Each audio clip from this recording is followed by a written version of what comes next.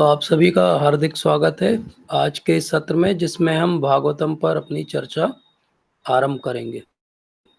और जैसा कि हमने एक पिछला सत्र लिया था और उस सत्र में हमने समझा था कि कैसे भागवतम को अप्रोच करना चाहिए, कैसे भागवतम को पढ़ना चाहिए। आज के सत्र में अब हम उसी टेम्पलेट को समझ के भागवतम को पढ़ना आरंभ करेंगे। अब जब हम भागवतम को पढ़ना आरंभ करेंगे तो हमने जो जो पिछले सत्र में सीखा है उसको ध्यान रखेंगे और उसके आधार पर भागवतम को अप्रोच करेंगे। जो भागवतम पर हम चर्चा करेंगे उसमें हम श्रील प्रभुपाद की लिखी हुई भागवतम पर चर्चा करेंगे और श्रील प्रभुपाद के अनुगत्य होकर उनके तात्पर्य के माध्यम से भागवतम को समझने का प्रयास करेंगे। बीच बीच में जहां आवश्यक होगा वहां पे पूर्ववर्ती आचार्यों की टीका से भी कोई कंफ्यूजन वाला पॉइंट होगा तो उसको समझने का प्रयास करेंगे, लेकिन हमारा मेन टेम्पलेट श्रील प्रभुपाद की भागवतम है। अब क्योंकि ये मिक्स्ड ऑडियंस है और हम सब में से हो सकता है कुछ लोग पहली बार भागवतम को अप्रोच कर रहे हो, इसलिए हम एक भागवतम का ओवरव्यू भी समझेंगे और जहाँ जहाँ हमारी भक्ति के लिए आवश्यक तत्व हैं उन तत्वों पर ज़्यादा गहराई से समय देंगे, क्योंकि समय की एक सीमा है, उस समय सीमा में हमको पढ़ना है। तो इसलिए हो सकता है कि कुछ चीज़ों में हम बहुत डीप में एक बार में ना जा पाएँ। कुछ कॉन्सेप्ट्स में शुरू में आपको हो सकता है सुनने में और समझने में थोड़ी सी मुश्किल हो, लेकिन धीरे धीरे जब वो रिपीट होंगे कॉन्सेप्ट तो चीज़ें क्लियर हो जाएंगी। इसीलिए कुछ कॉन्सेप्ट को हम जहाँ पे पहली बार वो आएंगे वहाँ पे डिस्कस नहीं करेंगे, उन कॉन्सेप्ट्स को हम जहाँ पे वो एलॉबरेटली डिस्क्राइब्ड है उस जगह पर डिस्कस करेंगे। तो मेरा प्रयास आप सब लोगों की सेवा करने में ये रहेगा कि आप सब लोगों को मैं संतुष्ट कर सकूं अपनी सेवा से और आप सबके मध्य में श्रीमद् भागवतम की एक रुचि जागृत कर सकूं कि श्रीमद् भागवतम को अपने जीवन का एक अभिन्न अंग बनाएं। अब श्रीमद् भागवतम आप सबके पास होगी, जिनके पास नहीं है हमने पिछली बार भी आग्रह किया था कि भागवतम हमें प्रयास करके ले लेना चाहिए। मैंने इसीलिए सॉफ्ट कॉपी शेयर भी की थी कि अगर किसी के पास अभी भागवतम नहीं है तो एटलीस्ट वो सॉफ्ट कॉपी से भागवतम पढ़ पाए। तो भागवतम का जो प्रथम स्कंद है वो इस प्रकार का दिखता है। ये हमारे भागवत है, ग्रंथ भागवत। तो ये ग्रंथ भागवत के दर्शन है और इस ग्रंथ भागवत का जो कवर है मैं यहीं से बात आरंभ करूंगा आज की। कि हम जब कोई भी पुस्तक देखते हैं तो उसका कवर होता है। अब ये जो सुंदर सा कवर है श्रीमद् भागवतम का, ये कवर, सबसे बड़ी बात क्या है इस कवर में? सबसे बड़ी बात है कि इसकी जैकेट की कवर की डिज़ाइन खुद श्रील प्रभुपाद ने डिज़ाइन की। तो ये जो हमें दिखता है इस पे एक गोलोक का चित्रण है और बाकी सारे जो है वैकुंठ के लोग दर्शाए गए हैं इसमें। तो ये श्रील प्रभुपाद का चित्रण है, क्योंकि ये फर्स्ट कैंटो तब का है जब श्रील प्रभुपाद अमेरिका भी नहीं गए हैं। ये तो दिल्ली में जब प्रभुपाद आके प्रिंटिंग प्रेस में छपवाते थे तब का ये भागवतम का कवर है। तो ये आप समझिए कि हमारे हाथ में जो भागवतम है उसका कवर का डिज़ाइन तक किसका है? श्रील प्रभुपाद का है। तो ये कितनी बड़ी बात है कि श्रील प्रभुपाद क्या सोचते हैं उस हिसाब से उन्होंने उसको डिज़ाइन किया है, क्या उनका रियलाइजेशन है। तो ये बहुत बड़ी बात है कि ऐसी हमारे हाथ में है। और न केवल भागवतम का फर्स्ट कवर, मैं हमेशा एक बात के लिए बड़ा कॉन्शियस रहता हूँ और मुझे लगता है कि हम सबको भी रहना चाहिए, वो ये कि जब भी हम भागवतम को ओपन करें तो न केवल फ्रंट कवर देख के प्रभुपाद को याद करें, अंदर श्रील प्रभुपाद का बहुत सुंदर एक पिक्चर है उसको भी देखें। क्योंकि एक हरि भक्ति सौधय एक पुस्तक है और उसमें कहा जाता है कि हे प्रिय वैष्णव, आपको देखना मेरी इन आँखों का परफेक्शन है। तो ब्रह्मा जी ने हमें ये आँखें दी हैं, लेकिन इन आँखों का परफेक्शन क्या है? एक शुद्ध वैष्णव के दर्शन करना। एक वैष्णव के दर्शन करना इन आँखों का परफेक्शन है। तो वो परफेक्शन हमारे लिए कैसे होगा? हम जब श्रील प्रभुपाद का दर्शन करेंगे। वो परफेक्शन मेरे लिए कैसे होगा? जब मैं आप सब लोगों का दर्शन करूँगा। इसलिए मैंने पिछली बार आग्रह किया था कि कृपया अपना वीडियो ऑन रखें अगर संभव हो, ताकि मैं आप सबके दर्शन कर सकूँ और मुझे पता चले कि मैं जो सेवा कर रहा हूँ वो आपको रुचिकर लग रही है या नहीं लग रही। चैतन्य चरितामृत में एक बहुत बहुत सुंदर बयार है, उसमें कहते हैं वो कि माया मुग्ध जीवेर नहीं स्वतः कृष्ण ज्ञान, जीवेर कृपा कैला कृष्ण वेद पुराण। ये जो बयार है कि माया मुग्ध है जीव और उसको स्वतः कृष्ण का ज्ञान नहीं हो सकता कभी भी। जो व्यक्ति बंधा हुआ है वो किसी दूसरे बंधे हुए व्यक्ति को नहीं छुड़ा सकता। तो माया मुग्ध जीवेर नहीं स्वतः कृष्ण ज्ञान, जीवेर कृपाय कैला कृष्ण वेद पुराण। तो जीव पे कृपा करने के लिए परम पुरुषोत्तम भगवान श्री कृष्ण ने वेद और पुराणों की रचना की। और इसीलिए ये पुराणों का जो सार है, जो ग्रंथों का राज है, जो पुराणों में सबसे महान पुराण है, जो व्यास देव की सबसे मैच्योरिटी में जो लिखा गया वो पुराण है श्रीमद् भागवतम, जो आज हमारे हाथ में और जिस पे आज हम चर्चा कर रहे हैं। तो अगर हम इसकी प्रस्तावना आरंभ की देखेंगे तो श्रील प्रभुपाद एक बहुत सुंदर उसमें प्रस्तावना लिखते हैं और उसके बाद वो एक श्लोक के साथ, जो कि भागवतम का ही श्लोक है, अपनी प्रस्तावना की अंत करते हैं। और वो क्या कहते हैं कि तद बाग विसर्ग जनता अघ विप्लवो यस्मिन प्रति श्लोकम अबद्ध वितयपि नामानि अंतरयस्य जष्टो अखितानि यत् शृण्वन्ति गायन्ति गृह्णयन्ति साधव। तो शिल प्रभुपाद का भाव क्या है? शिल प्रभुपाद का भाव है कि ठीक है, मैंने ये भागवतम की रचना की है, तात्पर्य मैंने लिखे हैं, अंग्रेजी हो सकता है कहीं पे थोड़ी बहुत ग्रामेटिकली सही ना हो, शिल प्रभुपाद कहते हैं, लेकिन मेरा भाव जो है वो भगवान की स्तुति करना है, जो कि भाव भागवतम का भी है। तो जब ये दोनों भाव मिल गए, प्रभुपाद का भाव और भागवतम का भाव, अर्थात सुखदेव गोस्वामी का भाव, सुध गोस्वामी का भाव, जब ये भाव मिल जाते हैं तो क्या होता है, अगर उसमें कोई त्रुटि भी हो तो जो साधु जन होते हैं वो क्या करते हैं, वो उसमें से जो अच्छा अच्छा है सब ले लेते हैं और कहते हैं कि ये तो बहुत सुंदर, साधुवाद देते हैं, बहुत अच्छा किया, बहुत बढ़िया प्रयास है। तो शृण्वन्ति गायन्ति गृह्णन्ति साधवा, तो साधु लोगों की एक क्वालिटी क्या है कि वो सब अच्छा अच्छा वहां से ले लेंगे। क्योंकि हमारा जो माइंडसेट है वो दो तरह का हो सकता है। एक हम कौवे के जैसे हो सकते हैं, जो सबसे पहले जाएगा तो गंदगी पे बैठेगा, या हम हंस के जैसे हो सकते हैं कि जहां जाएगा तो वो नीर शीर विवेक के आधार पे कार्य करेगा। और ये नीर शीर विवेक वैष्णवों की क्वालिटी है। वैष्णवों का यह सबसे बड़ा गुण है कि वो सारग्राही वैष्णव होते हैं। तो मैं जो भी आज और आज के आगे भी प्रयास करूंगा, मैं आज ही ये डिस्क्लेमर दे रहा हूँ आप सबको हाथ जोड़ के कि मैं कोई भागवतम का कोई ज्ञाता नहीं हूँ, ना मुझे कोई रियलाइजेशन है, लेकिन मैं इतनी सी बात कह रहा हूँ कि श्रील प्रभुपाद ने जो लिखा है, कि जिस प्रकार से श्रील प्रभुपाद का भाव है कि जो साधु जन है वो इस प्रयास के जो हेतु है, जो भाव है उसको समझेंगे, ऐसे ही मैं आप लोगों से आग्रह करता हूँ कि मेरा जो प्रयास है, हेतु है, उसको समझिए। मेरा प्रयास हेतु और कुछ भी नहीं है, हमारे अंदर श्रील प्रभुपाद के लिए कुछ प्रेम जागृत हो, बस इतना है। तो इस आधार पे हम आगे चलते हैं। भागवतम कैसा है? भागवतम की तुलना बहुत सारी चीज़ों से की, हम आगे भी समझते जाएंगे, लेकिन भागवतम की तुलना की एक दिए की तरह, जो कि अंधकार को दूर कर देता है। अंधकार हो सकता है 20,000 साल से हो, एक कमरा 20,000 साल से बंद हो, लेकिन अगर दिया जलाएंगे तो एक क्षण में वहाँ का अंधकार समाप्त हो जाएगा।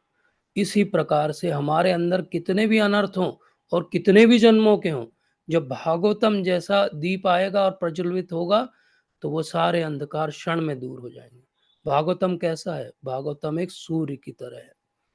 सूर्य की तरह, जैसे जब शिल प्रभुपाद कहते हैं कि जब भगवान अपने धाम चले गए तो यहाँ पे क्या हुआ, एक सूर्योदय हुआ, और उस सूर्योदय ने सारी अंधकार को दूर कर दिया कलयुग के। और वो सूर्य क्या है? वो श्रीमद् भागवतम है। लेकिन विश्वनाथ चक्रवर्ती ठाकुर पाद भागवतम की तुलना एक और बात से करते हैं, और इस पे हमें ध्यान देना चाहिए कि भागवतम एक मोहिनी मूर्ति की जैसे भी है। अब ये तुलना क्यों है?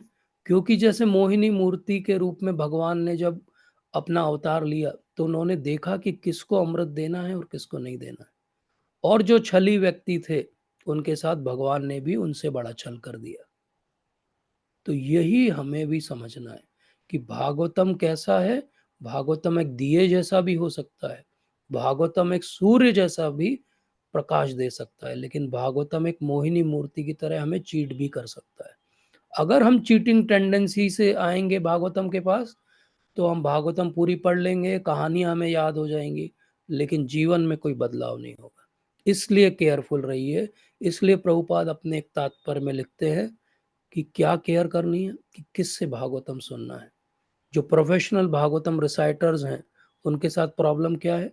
उनके साथ प्रॉब्लम यह है कि वो किसी हेतु के साथ भागवतम को अप्रोच कर रहे हैं, और क्योंकि उनकी भी एकनिष्ठ भक्ति नहीं है भागवतम के लिए, और उनका भी हेतु कुछ और है, अहेतु की नहीं है, इसलिए जब वो बोलते हैं तो उसका असर भी उसी प्रकार से होता है। तो हो सकता है कि वहां आपको सुनने में भाव समझ में आए, लेकिन जीवन में परिवर्तन होना बड़ा मुश्किल है।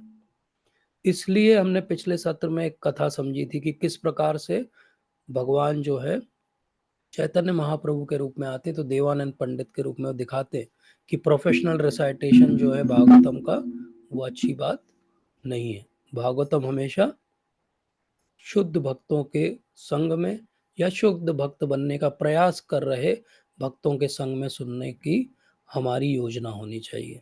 तो ये बातें हम ध्यान रखेंगे।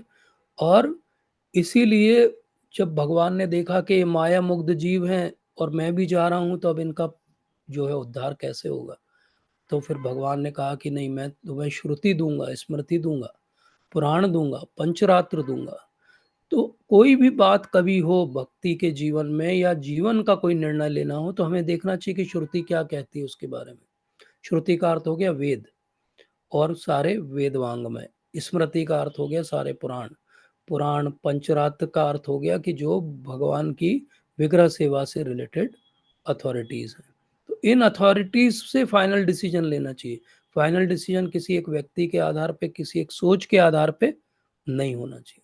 तो पिछले सत्र में हमने समझा था कि भागवतम में एंट्री करने के लिए दो इंपॉर्टेंट क्वालिटीज हैं, और वो क्या है?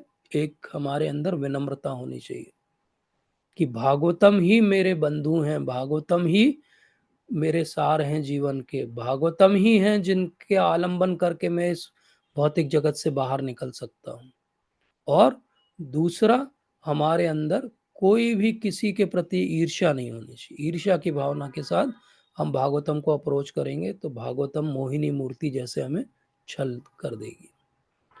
तो श्रील प्रभुपाद तात्पर्य में बताते हैं कि ये जो पूरी मॉडर्न सिविलाइजेशन है जिसको हम देख रहे हैं, वो कैसी है?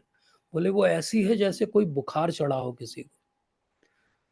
अब किसी को अगर बुखार हो तो श्रील प्रभुपाद कहते हैं कि ऐसा प्रयास कभी नहीं करना चाहिए कि और बुखार हम बढ़ा दें उसका। क्या करना चाहिए? बुखार को कम करना चाहिए। लेकिन ऐसा भी नहीं करना चाहिए कि इतना कम कर दें उसका टेम्परेचर कि वो हाइपोथर्मिया से मर जाए बेचारा। मतलब एक लेवल पे उसको मेंटेन करना चाहिए। अर्थात ये जब तक शरीर है तब तक हमें अपने भौतिक क्रियाकलाप करने पड़ेंगे, लेकिन उसमें एक बैलेंस करना आवश्यक है। होता क्या है, हम अपने जीवन में बहुत ज़्यादा भौतिकतावादी होते जाते हैं, और क्योंकि भौतिकतावादी होते जाते हैं, उसी में जाते जाते हैं, तो वो बैलेंस चला जाता है। जो आध्यात्म का रास्ता है वहाँ से हम भटक जाते हैं। जो जीवन का सार है उसको हम समझना भूल जाते हैं। इसीलिए महाप्रभु कहते हैं कि जीव जागो गौरा चंद्र बोले। जीव जागो, तो क्या जागना है? रोज जागते हैं हम तो सुबह उठते हैं तब? नहीं, ऐसा नहीं जागना है। जागने का अर्थ है यहाँ पे कि हमारा क्या हेतु है इस जीवन का, उसको समझना। तो हमारे इतने सारे हेतु हैं, सुबह से हमारे पास इतनी टू डू लिस्ट होती है क्या करना है, तो एक्चुअली हमारा हेतु क्या है? तो उसको प्रभुपाद समझाते हैं कि देखो, एक प्रेयस होता है और एक श्रेयस होता है। प्रेयस वो होता है जो मुझे करने में अच्छा लगता है। प्रेयस वो होता है जो मेरे सारे इंद्रियों को भाता है।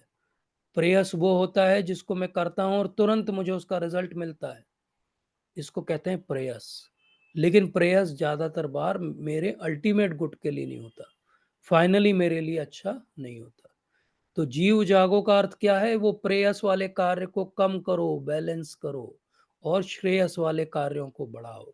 श्रेयस का अर्थ हो गया जो मेरे लिए श्रेयकर है, जो फाइनली मेरे लिए अच्छा है, जो अल्टीमेटली मेरे लिए बेस्ट है। अर्थात मैं अगर कुछ इंद्रिय भोग का भी प्रयास करूं तो वो धर्म के आधार पे होना चाहिए। वो अर्थ भी कमाने का मैं प्रयास करूं तो वो उसका आधार धर्म होना चाहिए। मेरी कामनाओं की पूर्ति भी धर्म के आधार पे होना चाहिए। जब ये सब धर्म के फिल्टर से होती है तो हम श्रेयस के आधार पे कार्य कर रहे हैं। और जब इस प्रकार से नहीं होती हैं तो हम प्रेयस के आधार पे कार्य कर रहे हैं। तो ये समझना बहुत आवश्यक है कि जब तक हम प्रेयस के आधार पे कार्य करते हैं, मतलब हम अपनी इंद्रियों के आधार पे कार्य करते हैं, हम जो भी कर रहे हैं वो हमें बांध रहा है, हम यहीं रह जाएंगे। और जब जब हम श्रेयस के आधार पे कार्य करते हैं, धर्म के आधार पे कार्य करते हैं, भगवान के दिए हुए टेम्पलेट के आधार पे कार्य करते हैं, हम यहाँ से बाहर निकलने के लिए एलिजिबल होते जाते हैं। तो ये कृपा कितनी आती है भगवान से, कितनी ये कृपा गुरु महाराज से आती है, वो किस पे निर्भर करती है कि हम कितने श्रेयस में हैं और कितने परसेंट प्रेयस में। तो कभी भी हमको अपना अगर सेल्फ असेसमेंट करना हो कि मैं भागवतम पढ़ रहा हूँ तो मेरे जीवन में क्या बदलाव आ रहा है, तो ये देखिए कि मेरे कितने कार्य अब प्रेयस के हैं और कितने कार्य मेरे श्रेयस के हैं, और भागवतम पढ़ने के पहले मेरा क्या हाल था। अगर ये कृपा मिल रही है हमें, भगवान अगर मोहिनी मूर्ति जैसे छल नहीं रहे हमें, तो हमेशा भागवतम पढ़ने से हमारे श्रेयस के कार्य बढ़ेंगे और प्रेयस के कार्य कम होते जाएंगे, या उसको कहते हैं प्रॉपर डेवोटेल हो जाएंगे, मतलब प्रेयस के कार्य में भी श्रेयस ढूंढने लगेंगे। तो प्रभुपाद पहले ही तात्पर्य में इस बात से आरंभ करते हैं बताना कि ये बहुत नेचुरल है कि कोई फिलोसॉफिकल माइंडेड पर्सन हो और वो रात के समय अगर ऊपर आकाश में देखे, आजकल तो स्ट्रीट लाइट हो गई तो ज़्यादा दिखता नहीं है, लेकिन अगर आप कहीं जंगल में गांव में जाके ऊपर देखें तो आपको बहुत सारे तारे दिखाई देंगे। और बहुत सारे तारे देख के आदमी सोचे कि ये इसमें से कौन कौन से ग्रह होंगे और उस पर कौन कौन से लोग रहते होंगे और उनके बारे में कुछ सोचे, तो बोले ये बहुत नेचुरल है, कोई भी फिलोसॉफिकल माइंड वाला पर्सन ऐसा सोचेगा। बोले लेकिन इसके उत्तर कहाँ मिलेंगे, बोले साइंस के पास इसके उत्तर हैं, क्या वो किसी भी एक तारे पे गए आज तक। बोले इसके उत्तर तो उनके पास नहीं है और हो सकता है फीजिबल भी नहीं है, क्योंकि इतनी दूरी है उन तारों की कि वहां तक पहुंचना हमारी ह्यूमन लाइफ के लिए इम्पॉसिबल है। बोले लेकिन एक पुस्तक है जो इसके सीधे सीधे उत्तर देती है, और वो पुस्तक का नाम है श्रीमद् भागवतम। पर श्रीमद् भागवतम को समझने के लिए और हमारे साथ छल ना हो जाए उसके लिए हमने दो चीजें समझी। एक समझी कि प्रोफेशनल रिसाइटर से नहीं सुनना है, और दूसरा हमने समझा कि हमारे जीवन में श्रेयस प्रेयस का बैलेंस करना सीखना है। केवल अगर हम श्रीमद् भागवतम श्लोक श्लोक पढ़ लें और अर्थ अर्थ पढ़ लें तो क्या हमें समझ में आ जाएगा? नहीं आएगा, क्योंकि भगवान कह चुके हैं कि माया मुग्ध जीव, आप तो माया मुग्ध हो, आपको कैसे समझ में आएगा, आप तो बंधे हुए हो, आप कैसे छुड़ाओगे। तो जो छूटा हुआ है वो बताएगा हमें। वो कौन है? हमारे महान आचार्यगण परंपरा में जो है, उन्होंने उस भागवतम के रियल एसेंस को समझा, और उन्होंने समझा तो उन्होंने आज हमें कैसे समझ में आएगी वो बात, उस भाषा में उसको लिखा। प्रभुपाद February 20, 1973 में एक लेक्चर देते हैं ऑकलैंड में, और वहां पे वो कहते हैं कि ये ग्रेट आचार्य, इनके पर्पस का क्या रोल है, क्यों इनको पढ़ना है, क्यों केवल अर्थ अर्थ ना पढ़ लें हम। तो कहते हैं नहीं, acharya knows how to adjust things. जो हमारे आचार्य हैं वो जानते हैं कि देश काल परिस्थिति के आधार पे उस श्लोक का क्या तात्पर्य निकलना है, किस प्रकार से हम जीवन में उसको अप्लाई कर पाएंगे प्रैक्टिकली। और प्रभुपाद फिर एक लंदन के लेक्चर में उस बात को आगे बढ़ाते हैं। वो कहते हैं कि ये जो प्रैक्टिकल एप्लीकेशन है आपके नॉलेज का, इसको कहते हैं वो शुद्ध सत्व। ये बहुत सुंदर डेफिनेशन है, शुद्ध सत्व। बोले शुद्ध सत्व क्या है? शुद्ध सत्व कुछ नहीं है। बोले ये जो नॉलेज मिल गया आपको भागवतम के रूप में, इसको आपने जीवन में अप्लाई किया अच्छे से, वही शुद्ध सत्व में रहने की स्थिति है। उसी को कहते हैं वासुदेव स्थिति, वासुदेव कॉन्शियसनेस। क्या है वो? कृष्णा कॉन्शियसनेस। तो हम हमेशा कहते हैं we belong to ISKCON, international society for Krishna consciousness. What is that Krishna consciousness? That Krishna consciousness is applying Bhagavatam in our life. Bhagavatam को जीवन में लगाना, रोज हर चीज, हर सोच में, हर क्षण में, उसको कहते हैं कृष्णा कॉन्शियसनेस। पर ये क्या एक दिन में हो जाएगा? एक दिन क्या ऐसा दिन आ जाएगा कि ऐसे चुटकी बजेगी, बोले कल से भागवतम अप्लाई करना चालू? नहीं, ये कैसे होगा? धीरे धीरे होगा, ग्रेजुअली होगा, ग्रेजुअली होगा। इसलिए प्रभुपाद कहते हैं कि कोई बात नहीं, ग्रेजुअली स्पिरिचुअल रियलाइजेशन डेवलप करें। और ये ग्रेजुअल स्पिरिचुअल रियलाइजेशन डेवलप करने में भागवतम बहुत हमारी सहायता करती है, क्योंकि भागवतम में जो सबसे रुचिकर पार्ट है वो तो दशम स्कंद है, और उसके अंदर भी रास पंचाध्याय है। लेकिन प्रभुपाद और सारे आचार्यगण क्या कह रहे हैं? नहीं, वहां से नहीं चालू करना है, फर्स्ट कैंटो से चालू करो, फर्स्ट कैंटो से चालू करें, इतना डिफिकल्ट पहला श्लोक पढ़ते ही नहीं बनता है। बोले नहीं, वहीं से चालू करना पड़ेगा। तो इसको कहते हैं ग्रेजुअल स्पिरिचुअल रियलाइजेशन। अगर आपने प्रभुपाद को माना है और उनको आप जीवन में स्थान देते हो, तो आप ये समझोगे कि दशम स्कंद नहीं पढ़ना है, पहले 9 स्कंद अच्छे से पढ़ना है। प्रभुपाद तो कई बार कहते हैं कि गृहस्थों के लिए सबसे महत्वपूर्ण पहले 3 स्कंद है। पहले 3 स्कंद तो सबसे अच्छे से पढ़े हुए होना चाहिए, और इसीलिए हर अध्याय को, हर स्कंद को ध्यान से, आराम से, धीरे धीरे पढ़ते हुए आगे बढ़ना है, समझते हुए आगे बढ़ना है, जीवन में अप्लाई करते हुए आगे बढ़ना है। तो इस सारे बैकग्राउंड के साथ जो मैंने आज डिस्कस किया, और उस सारे बैकग्राउंड के साथ जो एक बार हम पिछले सत्र में डिस्कस कर चुके हैं, हम सब लोग विनम्रता के साथ और सारा अपना जो भी जिसके प्रति हमारा ईर्ष्या द्वेष आज तक जीवन में रहा है, और जो भी हमारे मन में कहीं अहंकार को स्थान हमने दिया है, उन सब को त्यागते हुए बहुत विनम्रता से हम भागवतम में प्रवेश करेंगे। और आज हम भागवतम के पहले 3 चैप्टर्स डिस्कस करेंगे। मैं आपको एक ओवरव्यू दूंगा, जो महत्वपूर्ण श्लोक हैं उनके बारे में बताऊंगा, एक फ्लो ऑफ थॉट है उसको मैं एक्सप्लेन करूंगा। मेरे साथ कृपया बने रहिए, ध्यान से सुनिए और समझने का प्रयास करिए। हम अंत में प्रश्न उत्तर भी लेंगे अगर कोई प्रश्न उत्तर होंगे तो इस सारे बैकग्राउंड से हमने ये समझा कि भागवतम पढ़ना महत्वपूर्ण है। अब भागवतम को सीक्वेंशियली पढ़ना भी महत्वपूर्ण है, और सीक्वेंशियली हम पढ़ने जाते हैं तो प्रथम स्कंद का पहला चैप्टर हमारे सामने आता है कि मुनियों ने कुछ जिज्ञासा की। अब ये मुनि कौन है और क्या जिज्ञासा कर रहे हैं और इसका क्या कारण है, इसको हम समझेंगे।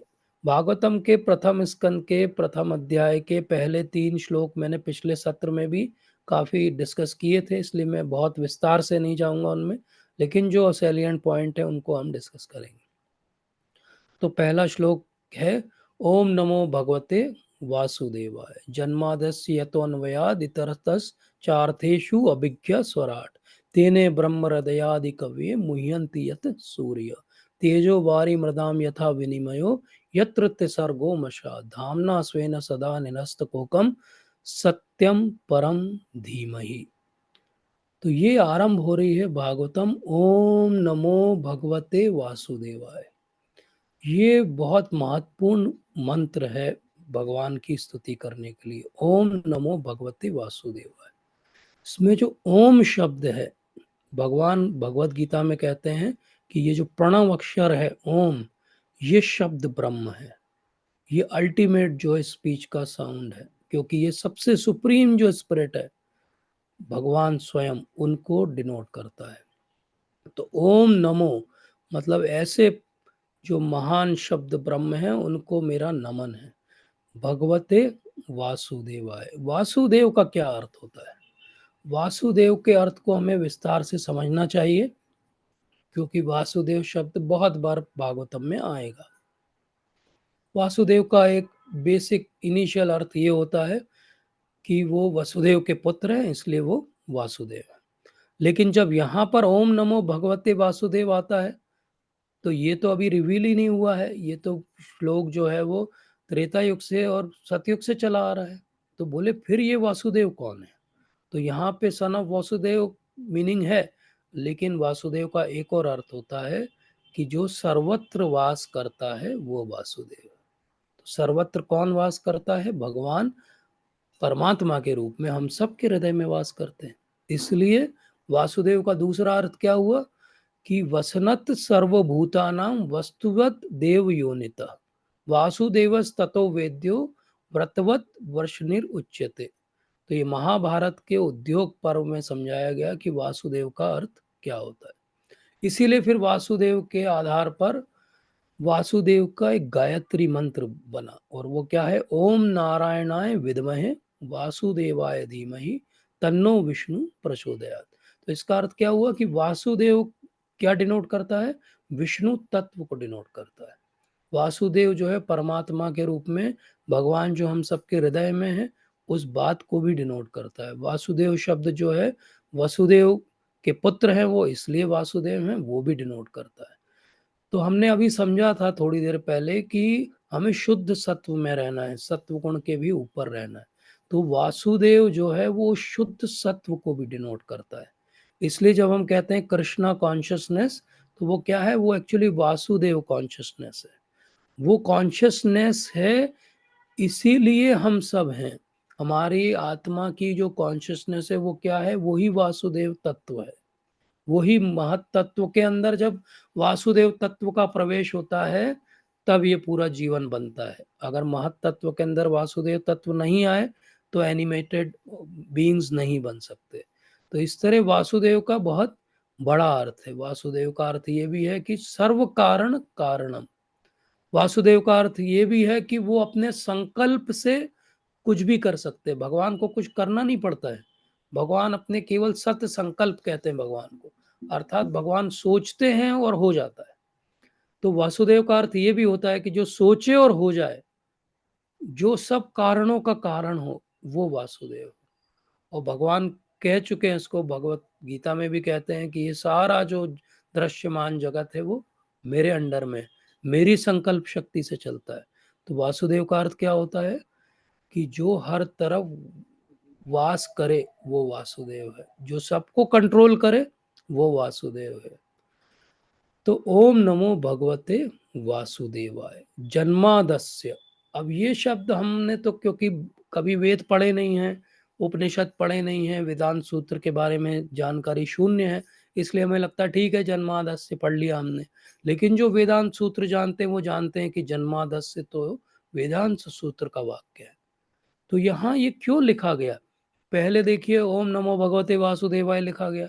इसका अर्थ क्या हुआ, इसका अर्थ ये हुआ कि ये एक्चुअली गायत्री, बहुत गहरी बात है ये, और अभी हम उस पर बहुत डिटेल में नहीं जा सकते, लेकिन गायत्री का जो ओरिजिन है वो भी कहाँ से है, वो भी भागवतम से है। और जब यहाँ पे लिखा गया जन्मादस्य, मतलब वेदांत सूत्र, अर्थात वेदों का सारा जो अंत है वो क्या है, कंक्लूजन क्या है, उसको कहते हैं वेदांत। और उसको जब व्यास देव जी ने सूत्रों के रूप में लिख दिया तो वो पुस्तक बन गई वेदांत सूत्र। और वेदांत सूत्र के अंदर भगवान के बारे में बहुत गहराई से बात है। और किसी भी प्रामाणिक वैष्णव संप्रदाय को उस वेदांत सूत्र पे टीका लिखनी पड़ती है, तब उसको प्रामाणिक संप्रदाय माना जाता है। तो व्यासदेव ने स्वयं वेदांत सूत्र पे टीका लिखी, और वो जो टीका लिखी उस टीका को कहते हैं श्रीमद् भागवतम। इसलिए जन्मादस्य का अर्थ क्या हुआ कि ये वेदांत सूत्र के आधार पे उसके एक्सप्लेनेशन के लिए बताया जा रहा है। तो क्या बताया जा रहा है, जन्म का अर्थ हो गया क्रिएशन। तो न केवल जन्म, उसको मेंटेन भी करना पड़ेगा, सस्टेनेंस, और वो जब डिस्ट्रॉय होगा तो वो समाप्त भी हो जाएगा। तो जन्म आदि अस्य मतलब क्रिएशन, सस्टेनेंस, और डिस्ट्रक्शन मतलब बनना, उसका मेंटेन होना और उसका डिस्ट्रॉय होना। कौन है इसके पीछे, सर्व कारण कारणम कौन है, भगवान श्री कृष्ण है। तो शिल प्रभुपाद तात्पर्य में समझाते हैं कि जैसे कोई मॉडर्न साइंटिस्ट हो, वो एक सैटेलाइट भेज देता है स्पेस में और उसको यहाँ बैठ के वो कंप्यूटर से कंट्रोल कर लेता है। तो बोले एक सैटेलाइट छोटा सा भेज के मॉडर्न साइंटिस्ट बोलता है कि हम बहुत महान बन गए। बोले वहाँ पे भगवान ने इतने सारे जो प्लैनेट्स हैं उनको अपने अलग अलग कक्षाओं में स्थापित किया हुआ है और सब बड़ी आराम से घूम रहे हैं, कोई किसी से नहीं टकरा रहा है।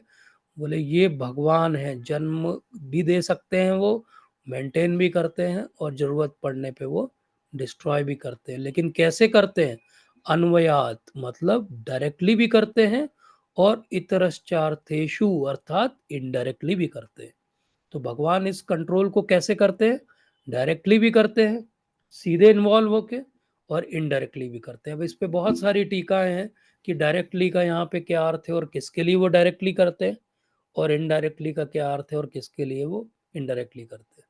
लेकिन बड़ी बात ये है कि वो जो कुछ बनाते हैं उसके लिए वो अभिज्ञ रहते हैं, मतलब उनको पूरा कॉग्निजेंस रहता है, उनको पूरा पता है कि कहाँ पे क्या हो रहा है।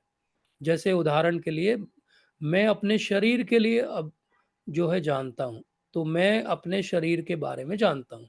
तो ज्ञ धातु का अर्थ होता है ज्ञान, जानना। तो मेरी उंगली में अगर दर्द होगा तो मुझे पता लगेगा, क्योंकि मैं भिज्ञ हूँ, मैं जानता हूँ। अभिज्ञ का अर्थ होता है पूरी तरीके से जानना, कंप्लीटली जानना। लेकिन मैं अपने शरीर के बाहर कुछ नहीं जानता हूँ। किसी और के शरीर में क्या हो रहा है मैं डायरेक्टली नहीं जानता हूँ। इनडायरेक्टली मैं कुछ इन्वेस्टिगेशन करके जान सकता हूँ। लेकिन आज अमेरिका में अभी क्या हो रहा है क्या मैं जानता हूँ? नहीं जानता। लेकिन भगवान जो हैं वो प्रभुपाद एक मॉर्निंग वॉक में एग्ज़ाम्पल देते हैं कि एक तालाब के अंदर एक जो मछली है और वो मछली जो तैर रही है और उसको कितनी भूख लगी है और उसने कल क्या खाया था और अगली उसकी डिज़ायर क्या है, भगवान उसको भी अच्छे से जानते हैं। तो भगवान इतने फुली कॉग्निजेंट हैं। इसीलिए भगवान क्या है? स्वराट है। हम स्वराट नहीं है, लेकिन भगवान सब कुछ जानने के बाद, सब कुछ क्रिएट करने के बाद भी स्वराट है।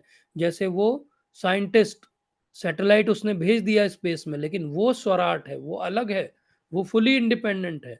वो अपना काम कर रहा है, लेकिन साथ में सैटेलाइट भी कंट्रोल कर सकता है। और ऐसे जो स्वराट भगवान है, उन्होंने क्या किया?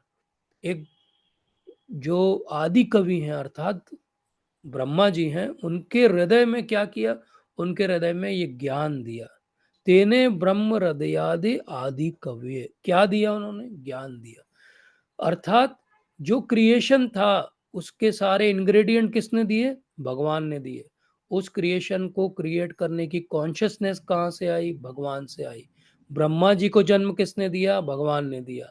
ब्रह्मा जी को ये नॉलेज कि अब इस इंग्रेडिएंट से, ये सारे मटेरियल से आपको क्या बनाना है और कैसे बनाना है, वो नॉलेज भी भगवान से आया।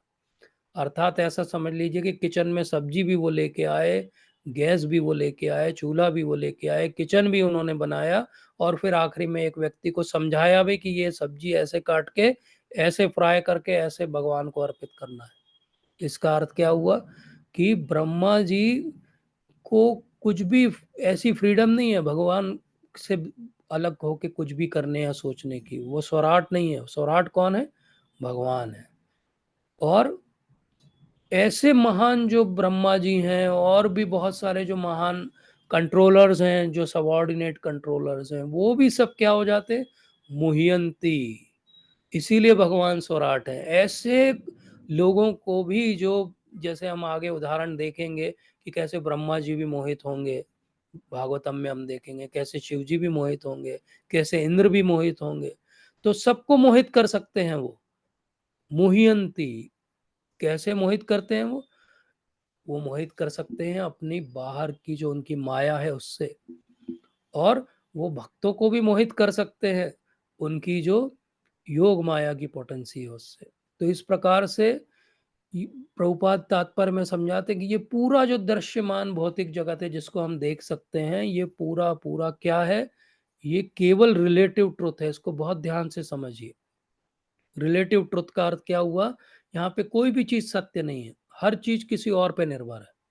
जैसे हमने अभी समझा कि एक्चुअली ब्रह्मा जी पे ये क्रिएशन पूरा निर्भर है और ब्रह्मा जी हैं इसलिए ये क्रिएशन है, लेकिन ब्रह्मा जी भी भगवान पे निर्भर है।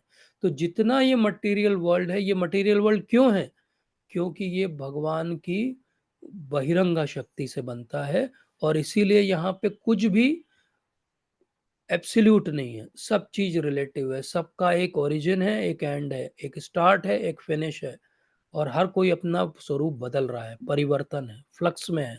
इसलिए एक्सटर्नल पोटेंसी जो है वो हमेशा रिलेटिव ट्रुथ है, वो एब्सोल्यूट ट्रुथ नहीं है। क्योंकि नाम भी बदल जाएगा, जगह भी बदल जाएगी, अपीयरेंस भी बदल जाएगा, मेमोरीज भी बदल जाएंगी, सब कुछ चेंज हो सकता है। लेकिन एक ऐसी जगह है जो फिक्स है। जैसे एक व्हील होता है, वो व्हील घूमता रहता है, लेकिन एक्सेस जो बीच का पॉइंट है वो फिक्स है। वैसे ही भगवान का यही बनाया हुआ जगत घूम रहा है, परिवर्तन में है, लेकिन एक चीज बीच में फिक्स है। और वो क्या है? वो भगवान का धाम है। और जब उस भगवान के धाम से कोई ज्ञान आता है तो वो भी वैसा ही है। इसलिए श्रीमद् भागवतम का कोई भी नया वर्जन नहीं आता है।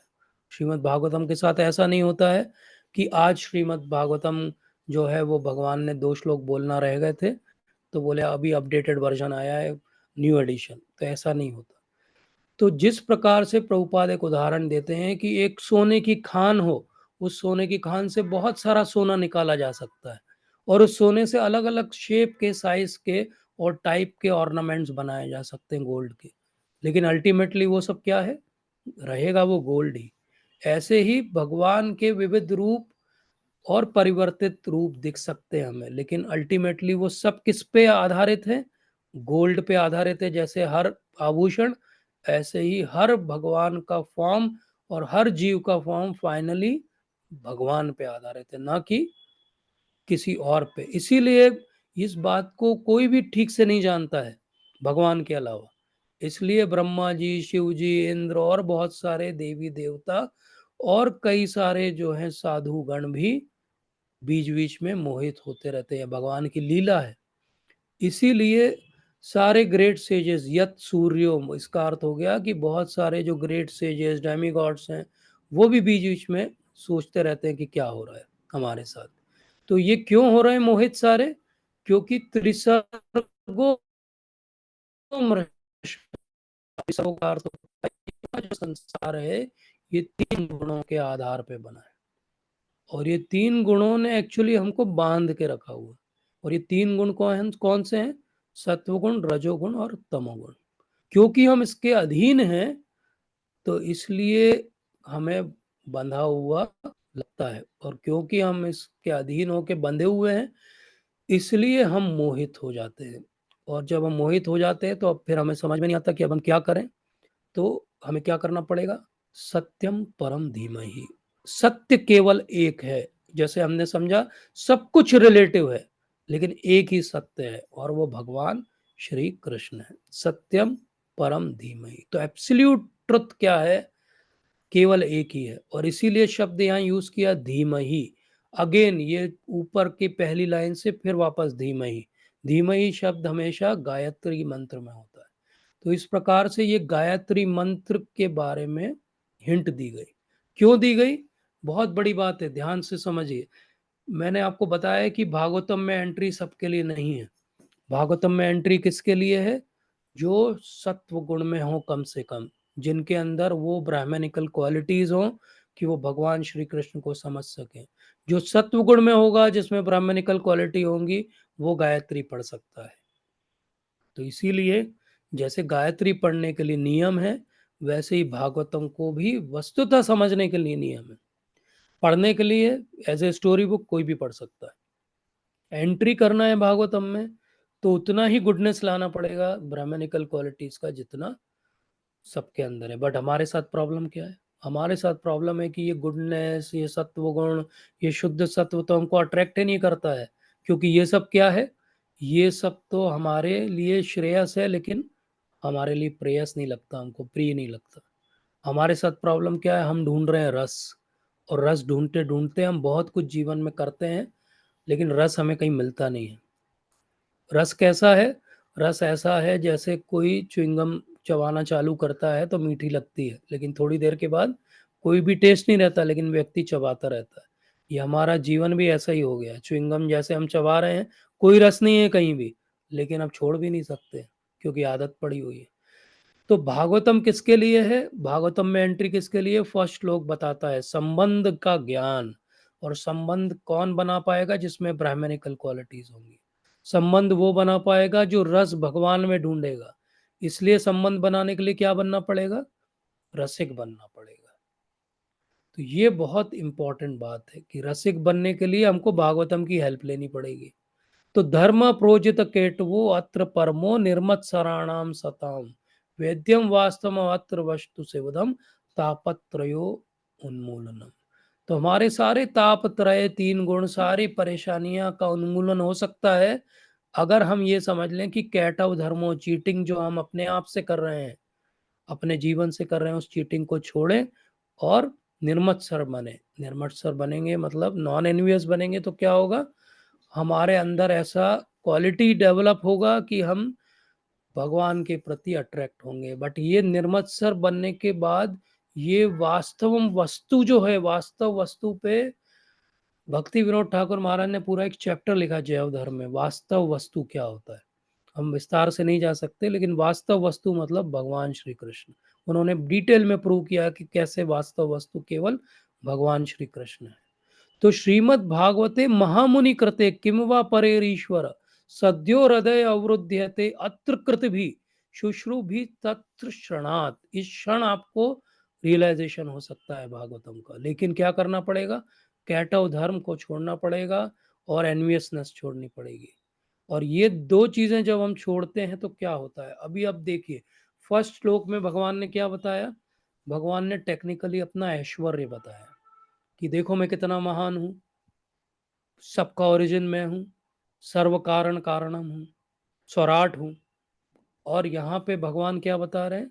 यहाँ पे भगवान बता रहे हैं कि उस ग्रेटनेस को समझने के लिए तुमको अपने अंदर क्या लाना पड़ेगा, वो समझाया उन्होंने। लेकिन किसी के लिए भी किसी भी चीज से अट्रैक्ट होने के लिए केवल ग्रेटनेस इनफ नहीं होती कभी भी। किसी की भी ग्रेटनेस से आप थोड़ी देर के लिए अट्रैक्ट हो सकते हो, अरे वो बहुत बड़ा व्यक्ति है, बहुत महान है, लेकिन बहुत देर तक आप उससे उस बात से अट्रैक्टेड नहीं रह सकते। अट्रैक्टिवनेस कहाँ से आती है? स्वीटनेस हो, हाँ, अगर वो ग्रेट भी हो और उतना ही जो है वो स्वीट भी हो तो आप अट्रैक्ट हो जाओगे। तो वो स्वीटनेस क्या है? वो स्वीटनेस कहाँ से आती है? वो स्वीटनेस कैसे आती है उसको समझाते हैं। निगम कल्प तरु गलितम फलम शुक मुखाद अमृत द्रव्य संयुतम पिबत भागवतम रसमालयम मुहुरहो रसिका भुवि भावुका। तो पहले श्लोक में ग्रेटनेस बताई कि ऐश्वर्य क्या है भगवान का। सेकंड में उन्होंने बताया कि इस ऐश्वर्य को अप्रोच कैसे कर सकते हो, क्या करना पड़ेगा। और फिर उन्होंने बताया कि नहीं, कि वो केवल ग्रेट ही नहीं है, वो बहुत स्वीट भी है। कैसे स्वीट है वो? रसमालयम मुहुरहो रसिका भुवि भावुका। रस का आलय है भगवान और भगवान से संबंधित सब चीजें। तो ये बहुत बड़ी चीज है कि रस के आलय कौन है? भगवान स्वयं है। अब ऐसे रस के आलय भगवान के बारे में हम चर्चा करेंगे, जो उनके बारे में सबसे महान ग्रंथ है उससे, और वो है भागवतम। तो भागवत को क्या करना है? सुनना नहीं है, पिबत भागवतम। भागवत को पीना है, ऐसा पीना है कि आपके एक एक रोम का हिस्सा बन जाए भागवतम। इसको कहते हैं भागवतम की स्टडी। तो फिर बात आगे बढ़ती है कि ये स्टडी होगी तो ये बातचीत किसके बीच में है? तो बोले एक सुत गोस्वामी है, और जो कि रोमहर्षण के पुत्र हैं। और सुद गोस्वामी जो हैं बैठे हुए हैं नैमिषारण्य में, और नैमिषारण्य में एक डिस्कशन चल रहा है। और वो डिस्कशन के बीच वहाँ जो सब उपस्थित साधुजन हैं वो सुद गोस्वामी से प्रार्थना करते हैं। और वो क्या कहते हैं? बोले सुद गोस्वामी आप ही हैं जो सबसे महान ज्ञाता हैं, सारे सारे जितने हमारे ग्रंथ हैं उनके। और आपने सारी पुराण, सारे वेद और सारे इतिहास सब कुछ पढ़े हुए हैं, और प्रॉपर गाइडेंस में पढ़े हैं, ऐसे ही नहीं कि कहीं भी पढ़ लिए लाइब्रेरी में बैठ के। और इसके साथ साथ आपके अंदर एक और क्वालिटी है कि आप बड़े विनम्र हैं, और आप इतने, आपके जो महान सारे गुरुजन हैं उनके लिए आपके मन में बहुत अच्छा भाव है। मतलब आप ये नहीं सोचते कि मैं बहुत बड़ा हूँ, आप में विनम्रता का भाव है इतना ज्ञान आने के बाद भी। और क्योंकि आपने साइंटिफिकली उनसे सब कुछ सीखा है, तो अब आपके पास ये कॉन्फिडेंशियल सप्लीमेंट है। प्रभुपाद कहते हैं तात्पर्य में उसको द क्रीम ऑफ वैदिक नॉलेज। वैदिक नॉलेज को मान लीजिए एक ऐसा बिलोया जा रहा है, और उससे जो क्रीम निकलेगा, जो मक्खन निकलेगा, जो ऊपर फ्लोट करेगा, जो समन बोनम होगा, जो सब कुछ होगा, अल्टीमेट कंक्लूजन होगा, वो बोले आपके पास है। और बोले केवल इतना नहीं कि आपके पास है, मतलब कोई सीडी में, ड्राइव में, पेन ड्राइव में है तो आप हमको दे देंगे, हम डाउनलोड कर लेंगे अपने कंप्यूटर में और देखने लगेंगे। नहीं, आपने उसको पर्सनली एसिमुलेट किया है, एक्सपीरियंस भी है आपको। तो केवल नॉलेज नहीं है आपके पास, नॉलेज के साथ एक्सपीरियंस भी है। जब नॉलेज के साथ एक्सपीरियंस जुड़ता है तो उसको कहते हैं विजडम। विजडम कहाँ से आती है? जब नॉलेज के साथ एक्सपीरियंस जुड़ता है। और हमारे जो यहाँ स्पीकर हैं सुद गोस्वामी, उनको न केवल ज्ञान है, उन्होंने न केवल प्रामाणिक गुरुओं से सीखा है, उन्होंने उसको जीवन में उतारा है। वो चलते फिरते भागवत हैं। इसलिए भागवत दो प्रकार के होते हैं, एक ग्रंथ भागवत और एक भक्त भागवत। सुद गोस्वामी कौन है? भक्त भागवत है। सुखदेव गोस्वामी कौन है? भक्त भागवत है। शिल प्रभुपाद कौन है? भक्त भागवत है। गुरु महाराज कौन है?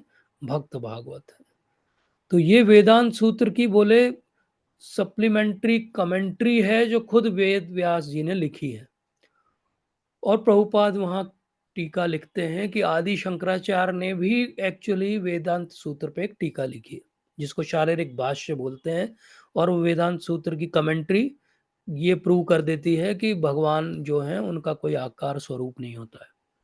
तो प्रभुपाद कहते हैं कि आदि शंकराचार्य भी बहुत लंबे समय तक पहले हेजिटेंट रहे कि मैं लिखूं टीका वेदांत सूत्र पे कि नहीं लिखूं, क्योंकि वेदांत सूत्र की नेचुरल टीका तो खुद ऑथर ने लिखी है, तो मैं क्यों लिखूं। लेकिन जब उनके शिष्यों ने सबने आग्रह किया तो आदि शंकराचार्य ने अपने मत को स्थापित करने के लिए एक टीका लिखी, जिसको शारीरिक भाष्य कहते हैं। लेकिन प्रभुपाद कहते हैं कि उसमें बहुत आसानी से हमने देखा है कि आदि शंकराचार्य की और भी रचनाओं को अगर हम पढ़ेंगे तो हर जगह उन्होंने ये एग्री किया है कि नारायण जो है वो सबसे सुप्रीम है। भज गोविंदम भज गोविंदम भज गोविंदम मूढ़ मते। बोले फिर ये क्या हो गया कि आदि शंकराचार्य की टीका में ऐसी कंक्लूजन आ गई। तो बोले वो उस समय के आधार पे आवश्यकता इसलिए उन्होंने किया, लेकिन आज के आधार पे ऐसा नहीं है। इसलिए प्रभुपाद की जो टीका है वो क्या एस्टेब्लिश करेगी, कृष्णस्तु भगवान स्वयं। अब जैसे हमने क्वालिटी देखी कि जो वक्ता है उसके अंदर कुछ क्वालिटी होना चाहिए, कि उसने गुरु उससे सीखा होना चाहिए, उसके अंदर उसने उस नॉलेज को अपने जीवन में अप्लाई किया होना चाहिए। बोले ऐसे ही जो वहां सुनने आए हैं उनके अंदर भी कुछ क्वालिटी होना चाहिए। वो क्या क्वालिटी होना चाहिए, बोले श्रोताओं में ये क्वालिटी होना चाहिए कि उनको ईगर होना चाहिए सुनने के लिए।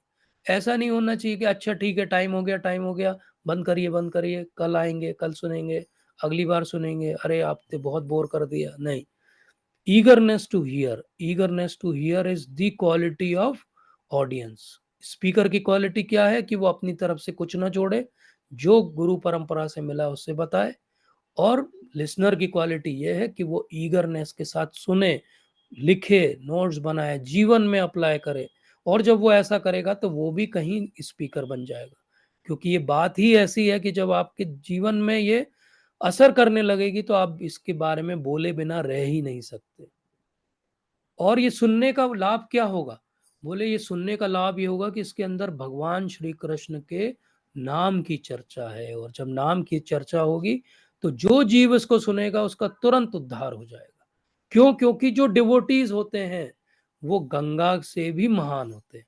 बोले गंगा का तो हमें जाके डुबकी लगाते हैं तब हमारा पुराने जो पाप किए हैं वो नष्ट होते हैं, लेकिन जो भक्त होते हैं उनके तो दर्शन मात्र से हमारे जो सारे पाप ताप है वो नष्ट हो जाते हैं। तो इसीलिए भगवान के बारे में चर्चा करना, भगवान के शुद्ध नामों के बारे में चर्चा करना, भगवान ने जो अति मर्त्यानी एक्शंस किए, मतलब कि एक ह्यूमन बीइंग के लिए जो इम्पॉसिबल हो ऐसे एक्शंस, इतने सारे भगवान के अवतार, सुपर ह्यूमन लाइक, और खुद बलराम जी के साथ में गूढ़ कपट मानुष, मतलब कि मनुष्य के रूप में, लेकिन भगवान तो भगवान है, वो छुप थोड़ी सकते हैं। तो इसलिए गूढ़ कपट मानुष के रूप में भगवान आ गए। और ये महान, वो सारे जो बैठे हैं वहां पे नैमिषारण्य में, वो कहते हैं कि ये हमारा बहुत अच्छा फॉर्च्यून है। जैसे पिछले सत्र में हमने आरंभ यहीं से किया था कि हमारा कितना अच्छा फॉर्च्यून है कि हम भागवतम के बारे में चर्चा भी कर पा रहे हैं। करोड़ों जन्मों के बाद ये संधि आई है कि हम सब साथ में बैठ के भागवतम की चर्चा कर रहे हैं। क्यों, क्योंकि अगर इसके पहले की होती तो हमको ये चर्चा करने की आवश्यकता ही नहीं पड़ती, हम यहाँ थोड़ी रहते, हम तो भगवान के धाम चले जाते। तो ये पक्का है कि हमने अच्छे से कभी नहीं की है चर्चा, इसलिए इस बार अच्छे से करेंगे, ताकि इसके बाद अब सीधे भगवान के धाम में जाके भगवान की चर्चा करेंगे। तो अब सबसे पहले जब सुखदेव गोस्वामी से प्रश्न पूछे जाते हैं, 6 प्रश्न, तो वो ऐसा नहीं कि हाँ हाँ 6 प्रश्न लाओ लाओ, क्वेश्चन 1 का आंसर लिखो लिखो, मैं डिक्टेट कर रहा हूँ, नहीं। वो क्या कहते हैं, वो बोलते हैं रुको रुको, मैंने किन से सुना है, मैंने सुखदेव गोस्वामी से सुना है।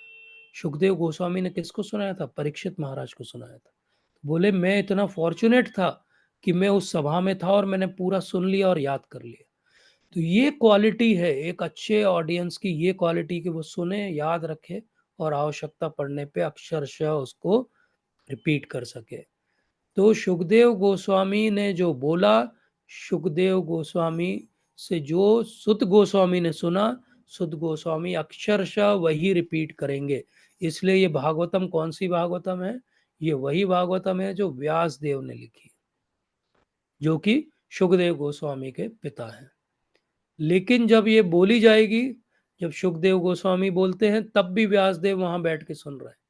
तो ये एक और बात है जो सीखने की है, कि ऐसा कभी हमारे मन में नहीं आना चाहिए, अच्छा अच्छा कल क्या होगा। प्रहलाद महाराज की कथा हाँ बहुत बार पढ़ चुके हैं, सुन चुके हैं, सब आता है। अच्छा एक लड़का है 5 साल का, ऐसा ऐसा सब सुना देते हैं, हमको सब आता है। लेकिन महाप्रभु क्या करते हैं, 1000वीं बार भी वो उतने ही इंटरेस्ट से सुनते हैं, और जैसे ही वो कथा समाप्त होती है वो कहते हैं अच्छा फिर से पहले चैप्टर से चालू कर दो, मुझे बहुत इंटरेस्ट आ रहा है। तो ऐसा क्यों है? क्योंकि सच में वो भागवतम को समझे। जो सच में भागवतम को समझे हैं, एक बात ध्यान से समझिए, बहुत इंटरेस्टिंग बात है। जो भागवतम को नहीं समझे हैं वो हमेशा असंतुष्ट रहेंगे। जो भागवतम को नहीं समझे हैं वो हमेशा असंतुष्ट रहेंगे। वो क्यों असंतुष्ट रहेंगे? क्योंकि भागवतम ही नहीं है उनके जीवन में, तो भगवान भी नहीं है, इसलिए वो असंतुष्ट रहेंगे। लॉजिकल है, सिंपल सी बात है। अब जो मैं लाइन बोलूंगा उसको ध्यान से समझिए। जो भागवतम को सच में समझ गए हैं वो भी हमेशा असंतुष्ट रहेंगे। वो इसलिए असंतुष्ट रहेंगे कि उनको लगेगा और गहराई है इसमें, तो अगली बार पढ़ेंगे तो और कहीं पहुंचेंगे, और कुछ समझ में आएगा। तो दोनों असंतुष्ट हैं, लेकिन दोनों की असंतुष्टि का जो लेवल है, स्पेक्ट्रम है, वो बिल्कुल अलग अलग है। जो भौतिक व्यक्ति असंतुष्ट है वो यहीं पड़ा रहेगा और यहीं भटकता रहेगा, और जो सुधीजन असंतुष्ट हैं वो भगवान के लोक चले जाएंगे। तो इसीलिए आगे भागवतम के अंदर एक कॉन्सेप्ट दिया जाता है, और वो कॉन्सेप्ट क्या है कि जो भी मनुष्य इस धरती पे है तो उसको कुछ तो काम करना पड़ेगा, और वो कुछ काम जो करना पड़ेगा वो कैसे डिसाइड करे कि वो क्या करे और कैसा करे, और ऐसा कैसे करे कि वो जीवन में आगे बढ़े। तो इसलिए प्रभुपाद तात्पर्य में समझाते हैं कि एक्चुअली हमारा कार्य क्या है। हमारा कार्य ये है कि एक स्पेक्ट्रम है या एक सीढ़ियां हैं जिनसे हमको पार होना है इस जीवन में, और उस सीढ़ी का जो ऊपर की जो सीढ़ियां हैं वो मैं अभी आपको बताता हूँ कि द्विज अर्थात जो द्विज बंधु हैं उनको क्या बनना है, विप्र बनना है, अर्थात शास्त्रों में पारंगत होना है, और फिर अपने अंदर वो क्वालिटीज डेवलप करना है। जब विप्र के अंदर वो क्वालिटी डेवलप होती है तो वो बनता है ब्राह्मण। ब्राह्मण से यहाँ जाति का सूचक नहीं है, क्वालिटी का सूचक है। और ब्राह्मण से बनता है व्यक्ति वैष्णव, और डायरेक्टली वैष्णव भी बन सकते हैं अगर गुरु महाराज की कृपा हो जाए। तो द्विज से विप्र, विप्र से ब्राह्मण, ब्राह्मण से वैष्णव। लेकिन द्विज कौन बनता है और द्विज के पहले क्या आता है? तो बोले द्विज के पहले एक बहुत बड़ी वैरायटी है लोगों की, जो कि बेसिकली क्वालिफाइड ही नहीं है कि उनको ह्यूमन बीइंग भी कहा जाए। तो बोले एक किराट है जो कि बिहार में और वहाँ पे छोटा नागपुर वाले एरिया में पहले रहने वाली एक ट्राइब का नाम है। एक हूण लोग होते हैं जो ईस्ट जर्मनी रशिया में रहते हैं। एक आंध्र लोग हैं। एक पुलिंद हैं जो ग्रीस में रहते हैं। एक पुलाक्ष हैं जो सिंध में रहते हैं। एक अभिर हैं, वो क्षत्रिय लोग हैं जो परशुराम से डर के भाग गए थे और कॉकेशियन रीजन में जाके छुप गए थे। एक शुंभ हैं जो कि पुराने भारत में, महाभारत में आता है कि वो रहा करते थे कनक प्रोविंस में। एक यवन लोग हैं जो महाराज ययाति ने एक हिस्सा दे दिया था, जो टर्की वाला हिस्सा है आज, उनको कहते हैं यवन। और एक खस लोग हैं जो कि मंगोलियन या चाइनीज लोग हैं। बोले ये सब जो लोग हैं ये ह्यूमन बीइंग की बॉडी में है, लेकिन इनकी सोच और इनकी कैपेबिलिटीज बिल्कुल भी ह्यूमन बीइंग वाले नहीं। बोले लेकिन इसके अलावा प्रॉपर ह्यूमन बीइंग्स भी हैं, और ये जो प्रॉपर ह्यूमन बीइंग्स हैं ये 4 तरह के होते हैं। एक होते हैं कर्मी लोग, जो हम सब जानते हैं कैसे होते हैं। एक होते हैं ज्ञानी लोग जो ज्ञान के अनुशीलन में लगते हैं। तीसरे होते हैं योगी, और चौथे होते हैं भक्त। तो ये 4 को ह्यूमन बीइंग माना गया, कर्मी को, ज्ञानी को, योगी को और भक्त को। जो इन 4 के बाहर है वो ह्यूमन बीइंग भी नहीं कहा जाएगा वेदों के आधार पर। कर्मी कैसा होता है? तो प्रभुपाद तात्पर्य में बोले कर्मी ऐसा होता है जैसे कोई ऊंट होता है। ऊंट क्या करता है? रेगिस्तान में उसे कुछ खाने को नहीं मिलता है तो वो बबूल की झाड़ी में जहाँ कांटे रहते हैं उसको ही चबाने लगता है, और जब वो चबाता है तो मुख से उसके ब्लड निकलता है। वो अपना ही ब्लड को पीता रहता है और उसको लगता है वाह इसके अंदर कितना रस है, ये तो रोज खाऊंगा मैं। तो ऐसा होता है कर्मी। कर्मी अपने ही जीवन का नाश करता है थोड़े से क्षणिक सुख के लिए, और वो अपने जीवन को समाप्त कर लेता है।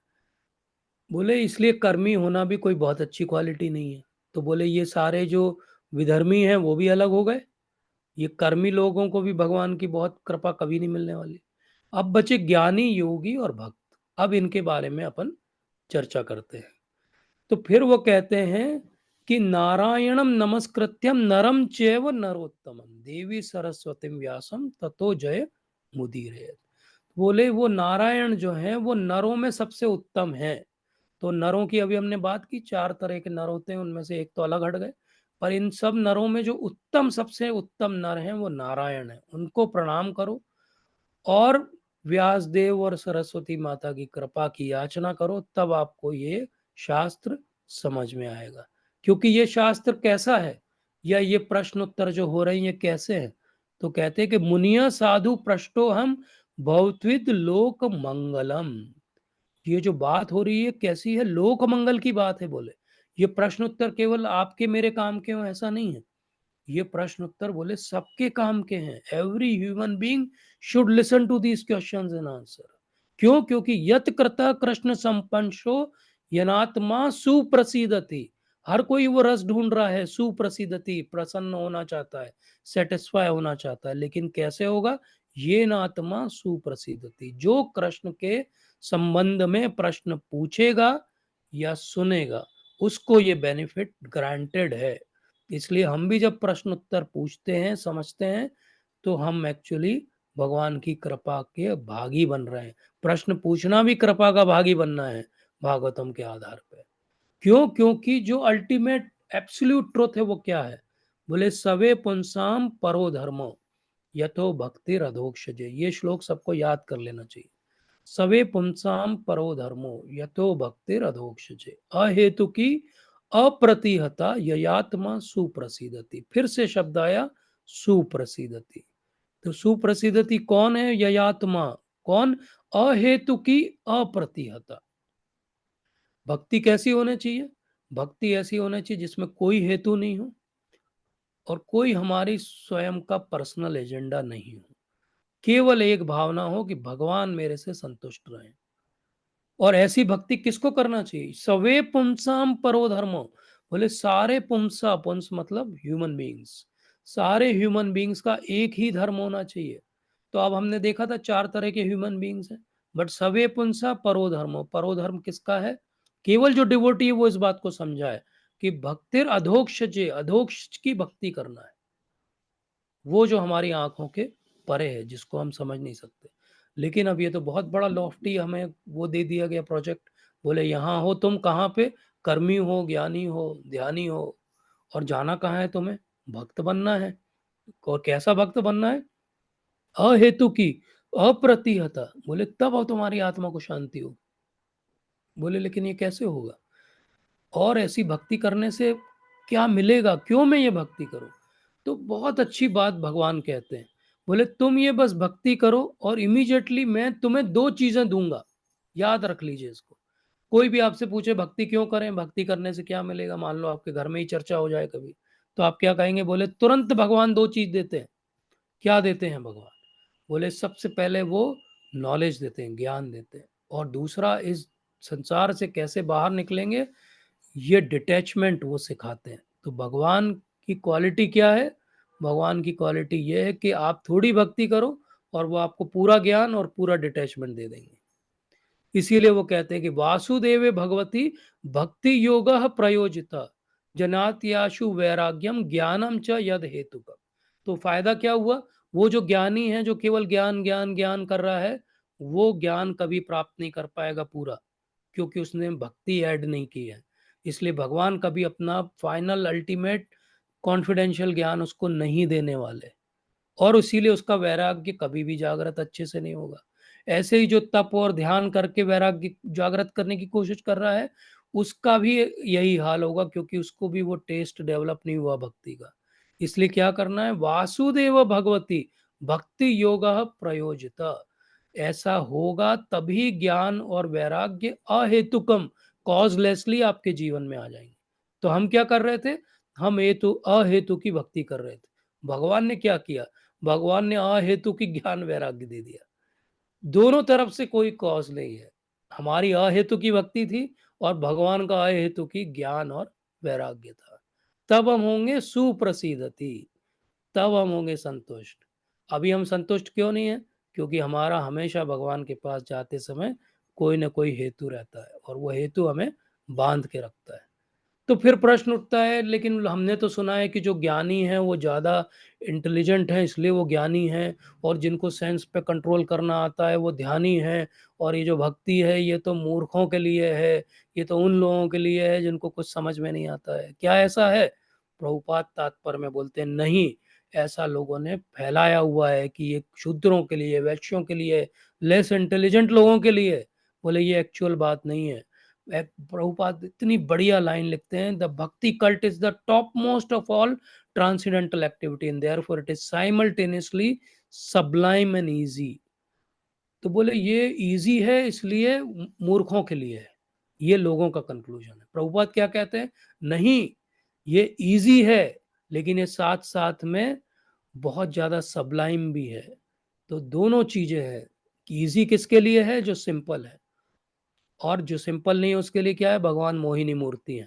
मोहिनी मूर्ति जैसे वो आपको छल देंगे, आपको लगेगा बढ़िया भक्ति चल रही है। इसीलिए क्या करना है? बोले अगर ये सब नहीं करें, हम केवल कर्मी बने रहें तो क्या होगा? हमारा क्या होगा? बोले अगर आप केवल कर्मी बने रहे, ये धरती पे केवल अपना कर्म करते रहे, अपनी इंद्र तृप्ति या एक्सटेंडेड इंद्र तृप्ति, प्रभुपाद का कितना बढ़िया कॉन्सेप्ट है। Nobody else can give this concept, only Prabhupada can give this concept. Prabhupada कहते हैं कि एक हो गया आप अपनी अपनी सोचते हो, ये अपनी सेल्फिशनेस हो गई। बोले एक एक्सटेंडेड सेल्फिशनेस, बोले वो क्या है? बोले मैं राज्य के बारे में सोचता हूँ, समाज के बारे में सोचता हूँ, परिवार के बारे में सोचता हूँ, लेकिन फिर भी सेंटर में कौन है? मैं ही हूँ, क्योंकि मेरा राज्य, मेरा परिवार, मेरा समाज, किसी और का राज्य, किसी और का परिवार, किसी और का समाज नहीं। इसलिए ये क्या है? ये भी एक्सटेंडेड सेल्फिशनेस है। बोले ऐसे कार्य करेंगे तो क्या होगा? बोले धर्म स्वानिष्ट पुंसा विश्वक्सेन कथा सुया नोत्पादे रति श्रम एव ही केवलम, श्रम एव ही केवलम। बोले पूरा जीवन आपका जीरो हो जाएगा जिस दिन आप मरोगे। पूरे जीवन में जितना आपने श्रम किया वो क्या हो जाएगा? श्रम एव ही केवलम, केवल श्रम किया आपने, हाथ में कुछ नहीं आया, लास्ट में जीरो नंबर मिले। दिन भर हमने बहुत भागा दौड़ी की, बहुत पैसा कमाया, बहुत हमने बड़े बड़े अट्टालिकाएं बनाई, और जब मरे तो एक छोटी सी जमीन पे रख के जला दिया गया या गाड़ दिया गया, खत्म हो गया जीवन। श्रम एव ही केवलम, हाथ खाली थे, आखिरी में भी हाथ खाली थे। और जो ये सब कमाने के लिए प्रपंच किए, उससे जो भोगना पड़ेगा वो अलग। मतलब और हमारे अकाउंट में नेगेटिविटी के साथ हम यहाँ से वापस गए। इसीलिए धर्म स्वनिष्ठ पुंसा, पुंसा ह्यूमन बीइंग, रिमेंबर इट। विश्वक्सेन कथासु, अगर आपने भगवान की कथा नहीं सुन रही है, अगर आपका धर्म के प्रति जागरण नहीं हो रहा है, तो आपका पूरा जीवन वेस्ट हो गया। वो आपकी कॉन्सेंट्रेटेड सेल्फिशनेस और आपकी एक्सटेंडेड सो कॉल्ड सेल्फलेसनेस, जो कि सेल्फिशनेस ही थी, वो दोनों आपको ले डूबी और आपके हाथ में कुछ नहीं बचा। इसलिए वर्णाश्रम धर्म का एक ही सार होना चाहिए, और वो सार क्या होना चाहिए? कि क्या मेरा भगवान से अटैचमेंट हो रहा है? तो मेरे रोज के जीवन में मैं गृहिणी हूँ कहीं कि, मैं कहीं का प्रोफेशनल हूँ, मैं कहीं पे बच्चा हूँ, बड़ा हूँ, वृद्ध हूँ, रिटायर्ड हूँ, जो भी हूँ, क्या मेरे रोज के कार्यों से मेरी भगवान के प्रति जो लगाव है उसमें वृद्धि होती है? अगर होती है तो ठीक है, नहीं होती है तो मैं असुर हूँ। प्रभुपाद तो तात्पर्य में साफ कहते हैं कि अगर आसुरी व्यक्ति होगा जिसमें कार्य करने में अपना सेंटर ऑफ अट्रैक्शन रहेगा, बोले ऐसे व्यक्ति को क्या है? ऐसे व्यक्ति को क्योंकि तत्व की जिज्ञासा ही नहीं है, और उसने ये समझा ही नहीं कि समसिद्धिर हरितोषणम। बोले सब कार्य करने का एक ही सार होना चाहिए, समसिद्धिर हरितोषणम। क्या हरि मेरे से प्रसन्न है? अगर हरि प्रसन्न नहीं है तो ये मेरा सारा वर्णाश्रम दिखावे का है, और वो श्रम एव ही केवलम है, वो केवल क्या हो गया है? वेस्ट हो गया। चारी वर्णाश्रमी यदि कृष्ण नहीं भजे, स्वकर्म करिते से रौरव पड़ी मजे। तो चैतन्य चरितामृत में कहते हैं कि चारी वर्णाश्रमी यदि कृष्ण नहीं भजे, चारों वर्णाश्रम वाले अगर कृष्ण को नहीं भजते हैं, स्वकर्म करीते से, स्वकर्म करते हैं, अपने लिए कर्म करते हैं। रौरवे पड़ी मजे, रौरव में पढ़ के डूबेंगे। रौरव एक बहुत ही खराब तरह का नर्क है। तो अगर आपको रौरव जाना है, रौरव का टिकट कटाना है, तो आप अपने लिए जी, आखिरी में यहाँ श्रम एवं केवलम हो जाएगा और उधर रौरव की फ्लाइट आपका वेट करेगी। और दूसरा तरीका क्या है, भगवान के लिए जीना चालू करें। भगवान के लिए कैसे जीना है, कैसे हम एक कर्मी से, ज्ञानी से, ध्यानी से सबसे ऊपर उठ के क्या बने, भक्त बने। ये ज्ञान कहाँ से मिलेगा, ये ज्ञान जो है भागवतम से मिलेगा। ये ज्ञान मिलेगा उस जीव को जो तत्व की जिज्ञासा करेगा, जो अपने जीवन में अपने सेंस ग्रेटिफिकेशन के लिए नहीं जिएगा, सेल्फ प्रिजर्वेशन के लिए नहीं जिएगा। वो ये समझेगा कि बस मेरा जीवन बना रहे, ये आत्मा इस शरीर में रहे, इतना मैं शरीर के लिए करूं और बाकी सब मैं अपनी आत्मा के लिए करूं। जब हम ऐसे करते हैं तो इसको कहते हैं समसिद्धिर हरितोषणम। जब ऐसा करते हैं तो भगवान प्रसन्न होते हैं और फिर जो तत्व की जिज्ञासा है वो अंत में हमें तत्व के ज्ञान देती है। और वो तत्व का ज्ञान क्या है भागवतम में, भागवतम में वो तत्व का ज्ञान है वदंतिस तत्वदम तत्वम यज्ञादम अद्वयम ब्रह्मेति परमात्मेति भगवान इति शब्दयते। तो बोले जो रियलाइजेशन है उसके तीन स्टेजेस हैं, ब्रह्मेति, परमात्मेति और भगवानिति। भगवान सबसे एब्सोल्यूट और कंप्लीट रियलाइजेशन है। ब्रह्म के रूप में भगवान को एक साउंड या लाइट के रूप में देखना और परमात्मा के रूप में हर एक के शरीर में विद्यमान देखना, ये भी अच्छा है, लेकिन ये लोअर अंडरस्टैंडिंग है, कंप्लीट अंडरस्टैंडिंग नहीं है।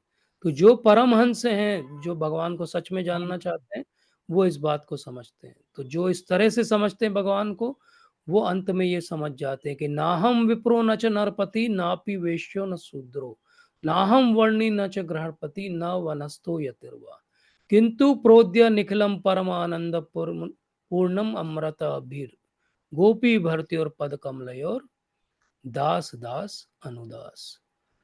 तो आज के सत्र में हमने समझा कि जो सारे वहां पर उपस्थित हैं, उन्होंने शौनक ऋषि के माध्यम से 6 प्रश्न पूछे सुद गोस्वामी से और वो 6 प्रश्नों के उत्तर सुद गोस्वामी ने देना आरंभ किए। मैंने जो आपको अभी एक जिस्ट बताया, इसमें मैंने वो सारे 6 क्वेश्चन भी बोले और मैंने उन सारे 6 क्वेश्चंस के आंसर भी बोले, लेकिन मैंने डेलिबरेटली 1 2 3 4 करके नहीं बोले।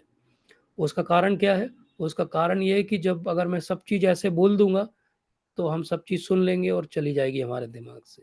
अगर हम बैठ के अब सोचेंगे कि वो 6 प्रश्न कौन से थे जो पूछे गए और उन 6 प्रश्नों के उत्तर आज हमने डिस्कस किए वो क्या थे, तो शायद बात हमारे हृदय में और हमारे मस्तिष्क में ज़्यादा अच्छे से रहेगी। लेकिन फिर भी अगर किसी को कोई भी डाउट रहेगा तो आप मुझे बताइएगा, मैं ये सारे 6 के 6 प्रश्न और 6 के 6 प्रश्नों के क्या उत्तर हैं मैं डाल दूंगा। तो जैसे भगवान भगवत गीता में कहते हैं कि मनुष्याणाम सहस्रेषु कश्चित यतति सिद्धे यतताम अपि सिद्धानाम कश्चिन माम वेति तत्वतः। तो बहुत कम लोग हैं बोले सहस्त्रेषु में से जो तत्वतः मुझे जानते हैं। और वही तत्वतः जानना यहाँ पर बताया गया कि किस प्रकार से भगवान को तत्वतः जानने की 3 सीढ़ियां हैं।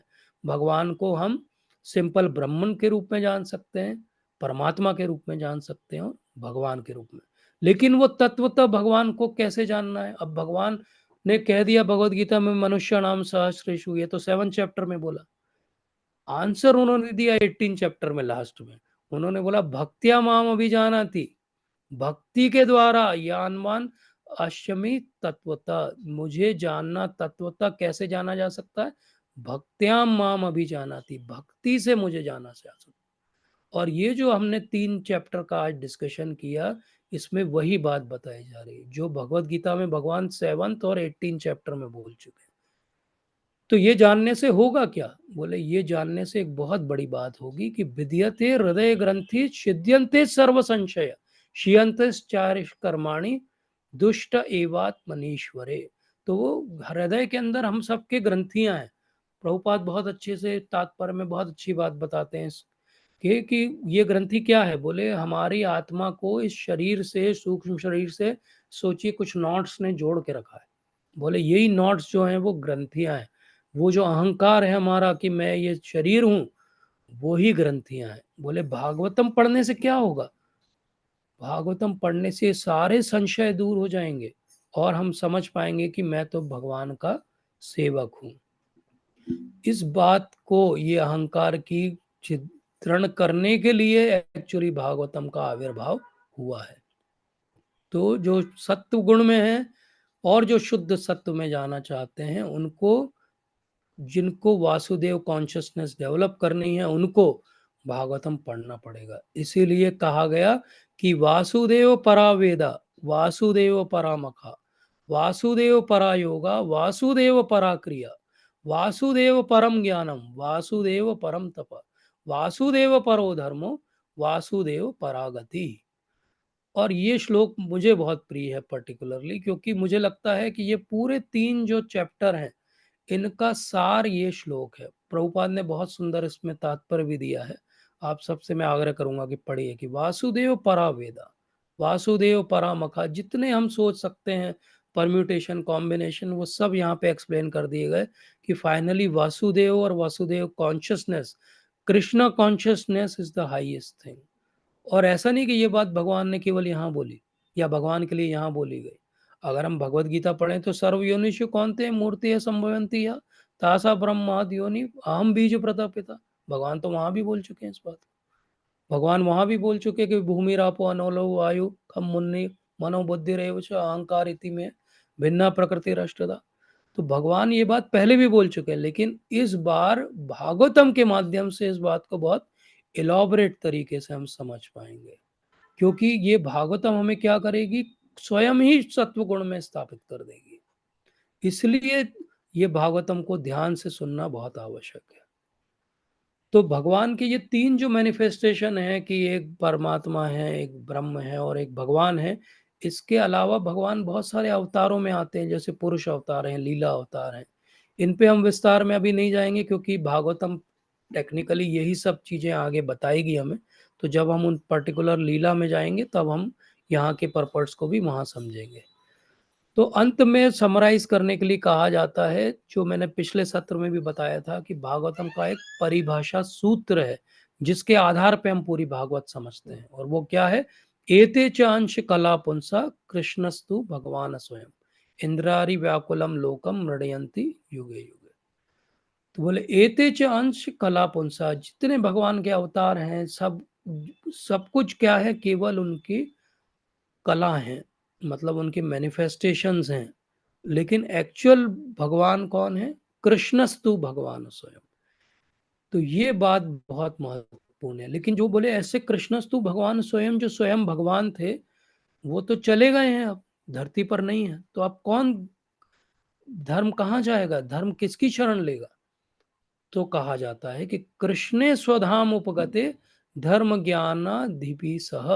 तो बोले कृष्ण तो स्वधाम चले गए, धर्म भी चला गया, ज्ञान भी उनके साथ चला गया, और कलयुग आ गया। तो कलो नष्ट दृशा हमेशा पुराणो अर्को अधुनिता। तो क्या हो गया? एक पुराण अर्क अर्थात सूर्य, सूर्य के रूप में एक पुराण का उदय हुआ है। बोले वो पुराण कौन है?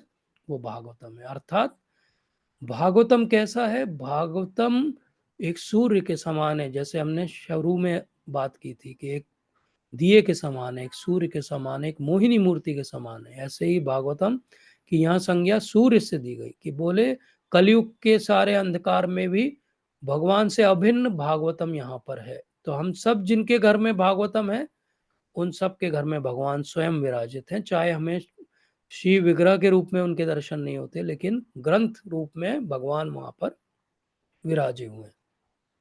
और भागवतम हमें क्या सिखाएगा? भागवतम हमारी आत्मा का धर्म क्या है वो सिखाएगा। और वो आत्मा का धर्म क्या है? वो आत्मा का धर्म सिंपल है, सवे पुंसा परो धर्मो यथो भक्तिर अधोक्षजे अहेतु की अप्रतिहता ययात्मा सुप्रसिद्धति। तो आत्मा का धर्म है भगवान की भक्ति करना। कैसी भक्ति करना?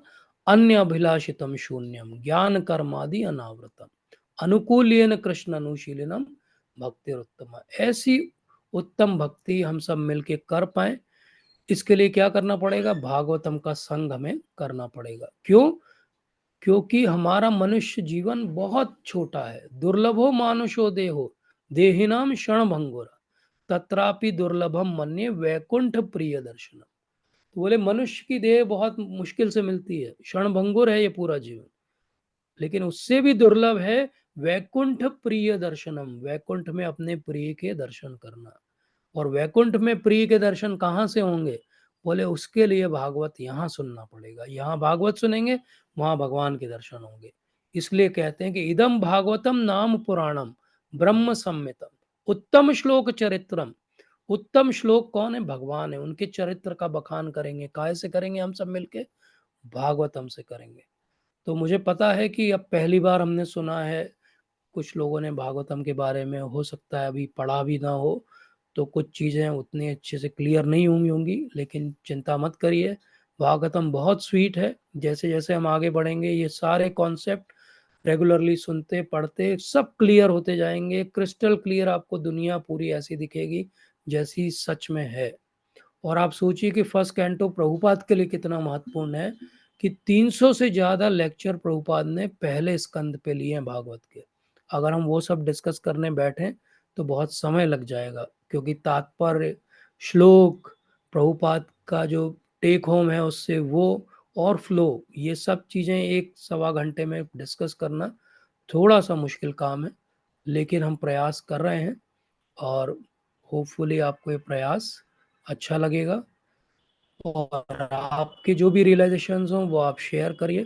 टेलीग्राम पे एक ग्रुप बना हुआ है, उस पर हम इससे संबंधित प्रश्न उत्तर भी डालेंगे, तो आप वो टेलीग्राम का ग्रुप ज्वाइन कर सकते हैं। उसमें आपको और अपडेट और मटेरियल्स, कुछ नोट्स वगैरह भी हम शेयर करेंगे, वो आपको मिल जाएंगे। तो आज के सत्र से टेक होम हमें क्या लेना है? आज के सत्र से टेक होम हमें ये लेना है कि किसी तरीके से भगवान की भक्ति में हमें लगना है, भगवान का भक्त बनने का प्रयास करना है, प्रामाणिक रूप से गुरु परंपरा के अनुगत्य होके, प्रभुपाद के अनुगत्य होके इस बात को समझ के हमें करना है। और एक बार हम ये भक्ति में आगे बढ़ेंगे तो हमारे जीवन में भी वैसा ही अनुभूति आएगी जैसी हम पढ़ते हैं भागवतम के अंदर जो भक्त हैं उनके जीवन में आती है। तो आप सबका बहुत बहुत धन्यवाद। थैंक यू सो मच, आप लोगों ने अपना समय निकाला, और आशा है कि हम लोगों की सेवा आपको रुचिकर लगी होगी। श्रील प्रभुपाद की जय। All glory to Srila Prabhupada. Thank you Srila Prabhupada. Hare Krishna. Hare Krishna Prabhu ji. हमारे पास जी। हरे कृष्णा प्रभु जी। हरे कृष्णा। प्रभु जी मैं तो खैर भागवतम सवेरे डेली ज्वाइन करती हूँ। आवाज आ रही है मेरी? मैं डेली ज्वाइन करती हूँ। मैं एक्चुअली मैंगलोर से हाँ, आ जुड़ी रही है हूँ। माता जी। मैं मैंगलोर से जी जुड़ी हूँ, मैंगलोर इस्कॉन से। और वहाँ जी जी। के वो अच्छा। ये जी नामनेश्वर जी। प्रभु जी के पिताजी लेते हैं, तो सवेरे मैं सुनती हूँ भागवत।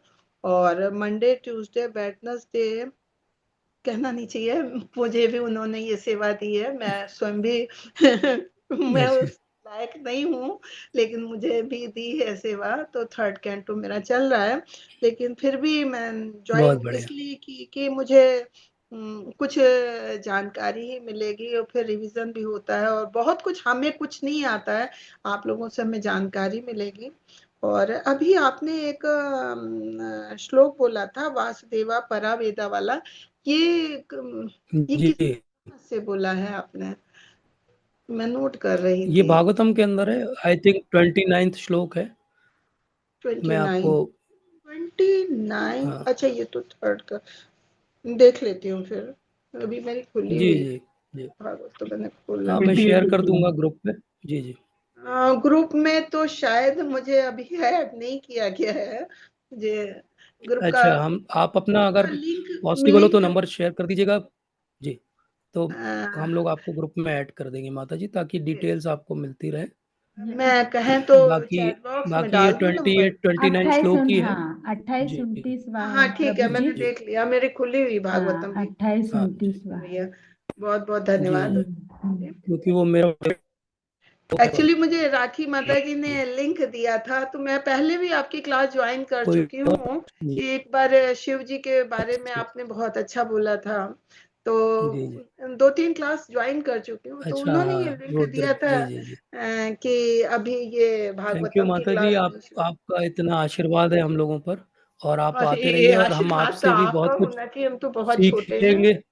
सीख नहीं नहीं, आपसे सीखेंगे माता जी हम भी। आप ये भी अपने चीजें सुनने रियलाइजेशन को, शेयर करिए, हाँ, सुनने को मिलती हैं तो क्योंकि अच्छा ये है। एक म, जी मुझे ऐसा लगता है जैसे कोई कॉन्टेजियस डिजीज होती है जो एक से दूसरे में फैलती है, भक्ति भी वैसी होती भक्ति भक्तों का साथ है। होता है अगर तो उससे भक्ति बीमार बढ़ती है। व्यक्ति का स्वास्थ्य है, तो वो हो जाता है। जी, जी बहुत थैंक बहुत यू सो मच, धन्यवाद। हरे वेरी कृष्ण, धन्यवाद, प्रणाम। एनलाइटनिंग एंड वेरी इंस्पायरिंग आपका एंथुसियाज्म। जी कोई और प्रश्न का हरे कृष्ण। सुधार, कुछ सेशन करेगा। हरे कृष्णा प्रभु जी, दंडवत प्रणाम। आवाज आ रही प्रभु जी? जी जी प्रभु जी आ रही है। ये प्रभु जी, ये शिव जी जो है प्रभु जी, जीव तत्व में आते हैं कि विष्णु तत्व में आते हैं? नहीं, ये स्पष्ट रूप से भगवान के बारे में वहाँ प्रभुपाद अपने इसी के हम जो चैप्टर लेते हैं इसी के एक आधार में प्रभुपाद समझाते हैं, न वो जीव तत्व है न वो विष्णु तत्व है। और एक जगह और 11th कैंटो में प्रभुपाद समझाते हैं कि जिस प्रकार से कोई चीज छूने के लिए सर्जरी करने के लिए ग्लव्स पहनते हैं, इसी प्रकार से विष्णु को जब एनर्जी के साथ इंटरेक्शन करना होता है तो वो भी एक ग्लव्स पहनते हैं बॉडी प्रभु जी वॉइस ब्रेक हो रही है। और विष्णु तो वो हाँ मेरी आवाज आ रही है? प्रभु जी वॉइस तो बहुत मैं ये क्रैक हो कह रहा रहा है, था कि प्रभु बहुत क्रैक हो रहा है, वॉइस नहीं आ रहा। ओके, बट अभी तो अच्छा अभी तो सब कनेक्टेड है।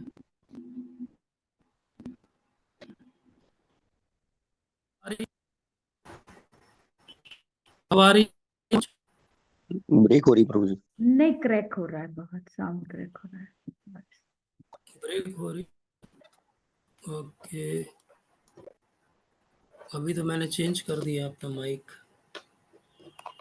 प्रभु जी आ रही है प्रभु जी, बीच में आ रही थी आवाज ठीक से, अभी अभी आ रही है अब आ रही है?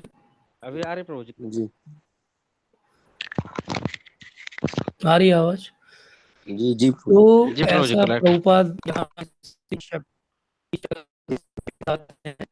कि जो शिव जी हैं और जो शिव जी जीव तत्व हैं, शिव जी जो है वो विष्णु तत्व है। शिव जी जो है वो बीच में है और उनका एक्चुअल पोजीशन कैसा है, जैसे विष्णु ने अपने ऊपर एक कवर धारण किया हुआ है जब उनको इस माया के साथ में इंटरेक्ट करना है, और वो जो कवर है वही रूप जो विष्णु का है उसको शिव नाम दिया। इसीलिए फिर उनकी भार्या जो है वो दुर्गा, मतलब इंफीरियर एनर्जी जो है भगवान की, जो माया की शक्ति है वो हो जाती है। तो इस प्रकार से हम देखते हैं कि ये जो इंटरेक्शन है, इसीलिए सारी जो क्वालिटीज है विष्णु के अंदर, जो भगवान कृष्ण के अंदर जो क्वालिटीज है मान लीजिए, तो वो सारी की सारी क्वालिटीज जो है शिव जी के अंदर नहीं है। कुछ परसेंटेज में वो क्वालिटीज शिव जी के अंदर है। प्रभुपाद तो तात्पर्य में परसेंटेज के हिसाब से भी लिखते हैं, लेकिन वहाँ इंपॉर्टेंट परसेंटेज नहीं है, वहाँ इंपॉर्टेंट ये कॉन्सेप्ट है कि शिव जी हमसे बहुत ऊंचे हैं, हमसे बहुत महान हैं और सबसे परम वैष्णव हैं और हमारे लिए आराधनीय है। इस बात को समझते हुए ये भी समझना पड़ेगा कि कॉन्सेप्ट के आधार पे शिव जी जो है वो विष्णु तत्व के बराबर भी नहीं है, तो समवेयर इन बिटवीन है। इसलिए जब प्रलय होती है तो सब देवता सब नष्ट हो जाते हैं, लेकिन शिव जी सदा शिव है, वो हमेशा रहते हैं, सदा रहते हैं। तो ये कॉन्सेप्ट है जो हमें गॉड वैष्णविज्म में मिला है। बाकी पुराणों में या बाकी जगह पढ़ेंगे तो आपको थोड़ा अलग कॉन्सेप्ट मिलेगा। ठीक है प्रभु जी? Thank you Prabhu ji. हरे कृष्णा प्रभु जी। धन्यवाद प्रभु। हरे कृष्णा प्रभु जी। जी माता जी। प्रभु जी इसमें सेकंड हरे कृष्ण चैप्टर माता में जी। जी माता जी। हाँ 34th श्लोक में प्रभु जी श्री प्रभुपाद के उसमें तात्पर्य में दिया है कि भगवान अपने परम धाम का संदेश जी प्रसारित करने सेकंड हेतु चैप्टर के 34th, एक मिनट में जी ओपन कर लूं सेकंड चैप्टर जी का जी प्रभु जी 34th। जी जी प्रभु जी। तो उसमें जी लास्ट में माता तात्पर्य में दिया है प्रभुपाद जी ने जी। कि श्री जी भगवान अपने परम धाम का संदेश प्रसारित करने हेतु स्वयं अवतरित होते हैं, ईश पुत्र के रूप में अपने प्रामाणिक प्रतिनिधि को भेजते हैं। हाँ तो प्रभु जी जी जी। ईश पुत्र प्रभु जी ये मतलब क्या समझे हैं ईश पुत्र के में? ईश पुत्र के रूप में एक्चुअली प्रभुपाद हमेशा बोलते हैं कि जो भी प्रामाणिक रिलीजन्स हैं वो सारी भगवान के बारे में बता रही है, लेकिन वो उतना कंप्लीट रूप में नहीं बता रही। तो यहाँ पे जो ईश पुत्र के रूप में हम जो समझें, जो सबसे बड़ा एग्जाम्पल हमारे लिए सामने वो जीसस क्राइस्ट है। तो कभी कभी भगवान स्वयं आते हैं, कभी कभी वो अपने किसी प्रतिनिधि को भेजते हैं। तो जो भी उनके प्रतिनिधि हैं वो उनके पुत्र जैसे ही हैं। अहम बीज प्रदापिता भगवान कहते हैं भगवत गीता में। तो इस प्रकार से ईश पुत्र या उनके प्रतिनिधि, जैसे प्रभुपाद के लिए क्या कहा जाता है, प्रभुपाद की भी भविष्यवाणी एक्चुअली पुराणों के अंदर है। प्रभुपाद के लिए जो भविष्यवाणी की गई है कि मेरा एक सेनापति आएगा, सेनापति भक्त आएगा। तो वो सेनापति भक्त कौन है? शिल प्रभुपाद है। प्रभुपाद जी तो इस प्रकार से कोई भी शक्त्यावेश अवतार, टेक्निकली हम आगे पढ़ेंगे भागवतम में कि इनको कहा जाता है शक्त्यावेश अवतार। या तो स्वयं विष्णु तत्व आते हैं नीचे, या वो किसी में शक्ति का आवेश करके भेजते हैं। वो जो शक्त्यावेश अवतार हैं वो उनके पुत्र के रूप में आ सकते हैं जैसे जीसस क्राइस्ट है, वो उनके मैसेंजर के रूप में आ सकते हैं जैसे बाकी धर्मों में है, या वो स्वयं भगवान के रूप में आ सकते हैं जैसे राम कृष्ण और बाकी जो अवतार भगवान ने लिए। ठीक है माता जी। जी thank you Prabhu ji. Thank you. Hare Krishna Prabhu ji, दंडवत प्रणाम। प्रभु जी जैसे बताया आपने कि हरे कृष्ण माता जी। सत्व गुण वाले ही शुद्ध सत्व में जल्दी आते हैं, तो क्या रजोगुण और तमोगुणी भी आ सकते हैं क्या? तो फिर आ सकते तो वो कैसे, उनके लिए क्या है नहीं, जो ये बहुत स्पष्ट रूप से बताया गया है। प्रभुपाद ने भगवत गीता में भी अपने तात्पर्यों में समझाया है, जहाँ पे वो 3 गुणों की चर्चा करते हैं, प्रकृति और 3 गुण। तो वो ये बताते हैं कि जो रजोगुणी और तमोगुणी है उसको पहले सत्वगुण में आना पड़ेगा, उसके बाद ही वो शुद्ध सत्व में आ सकता है। तो ऐसा कोई रजोगुणी व्यक्ति हो जिसको किसी दिन एकदम से भगवान की अहेतु की कृपा हो जाए और एकदम से उसके पुराने सुकृतियां हो जो जागृत हो जाएं और उसको भगवान का प्रेम मिल जाए, ऐसा हम लोग ग्रंथों में पढ़ सकते हैं, भक्तमाल में पढ़ सकते हैं, हो सकता है ऐसा। जैसे हम रसकान जी के बारे में पढ़ते हैं कि वो जन्म से मुस्लिम फैमिली में है, लेकिन एक बार उनकी इच्छा रहती है ब्यूटीफुल चीज़ें देखने की, और एक बार वो सुन लेते हैं कि भगवान इतने ब्यूटीफुल हैं, और वो भगवान के एक बार दर्शन करते हैं तो वृंदावन में ही रह जाते हैं और भक्त बन जाते हैं। बट ऐसा नॉर्मली रोज का हैपनिंग नहीं है, ये once in a time affair है। वो भगवान की इच्छा होगी तो किसी के साथ कर सकते हैं, लेकिन नॉर्मली ऐसा नहीं होगा। नॉर्मली हमें, अगर हम रजोगुण या तमोगुण के प्रभाव में हैं तो हमको पहले सत्वगुण के प्रभाव में अपने आप को लाना पड़ेगा। तो अगर हम इसको समझें, आपने प्रश्न पूछा है, बहुत सारे जो हमारे भक्त हैं उनके लिए हो सकता है रजोगुण तम, ये थोड़ा नया, 1 मिनट में थोड़ा सा बता देता हूँ कि तमोगुण का मतलब क्या होता है। तमोगुण का मतलब होता है कि सोना, तमोगुण का मतलब होता है अंधकार, मतलब कि आलस्य, आलस्य की भावना जहाँ है वहाँ तमोगुण है। रजोगुण का मतलब क्या होता है? रजोगुण का मतलब होता है कि मैं ही करता हूँ, मैं करूँगा, मैं भोगूंगा, मैं एंजॉय करूँगा, ये भावना रजोगुण की भावना है। और जो सत्वगुण की भावना है वो क्या है कि मैं भगवान की तरफ जाना चाहता हूँ, मैं भगवान और सत्य को समझने का प्रयास करना चाहता हूँ। जो सत्य को समझने का प्रयास जितनी जितनी कैटेगरी में करता जाता है, उतना उतना सत्य उसके सामने रिवील होता जाता है। और जैसे जैसे सत्य रिवील होता है, प्रकाशित होता है, वैसे वैसे वो सत्व गुण में ऊपर उठते उठते शुद्ध सत्व में आ जाता है। शुद्ध सत्व वो वाली स्थिति है जिसमें वापस वो 3 गुणों में वापस नीचे नहीं गिरेगा, मतलब पॉइंट ऑफ नो रिटर्न है। तो हम भी कभी कभी सत्वगुण में रहते हैं, जब हम फास्ट करते हैं, जब हम भगवान का कीर्तन करते हैं, जब हम धाम में जाते हैं, जब हम का संग करते, तो हम सब भी सत्वगुण में रहते हैं। जैसे इतनी देर हमने 1 घंटे, 1.5 घंटे चर्चा की, तो हम में से कितनों को ये ख़्याल आया कि हमको सो जाना चाहिए? या हम में से कितनों को ये ख़्याल आया कि वो काम ज़्यादा ज़रूरी है ये सुनने से? नहीं आया, क्योंकि हम भी अब धीरे-धीरे सत्वगुण में हैं। लेकिन नॉर्मल प्रोग्रेशन जो होगा वो रजोगुणी, तमोगुणी को पहले सत्वगुण में आना पड़ेगा और फिर वो शुद्ध सत्व में आएँगे। ठीक है माता जी? जी प्रभु जी। प्रभु जी एक और क्वेश्चन था, जैसे भागवतम जी। में बताते कि सतोगुणी उसको अच्छा परिवार या अच्छा ब्राह्मण परिवार मिलेगा, भक्त परिवार मिल सकता है मृत्यु के पश्चात, और यस, यस, रजोगुणी को भी वो सकाम कर्म वाला मिल सकता है संसार, यस, तमोगुणी को यस, जैसे पशु योनि मिलेगी।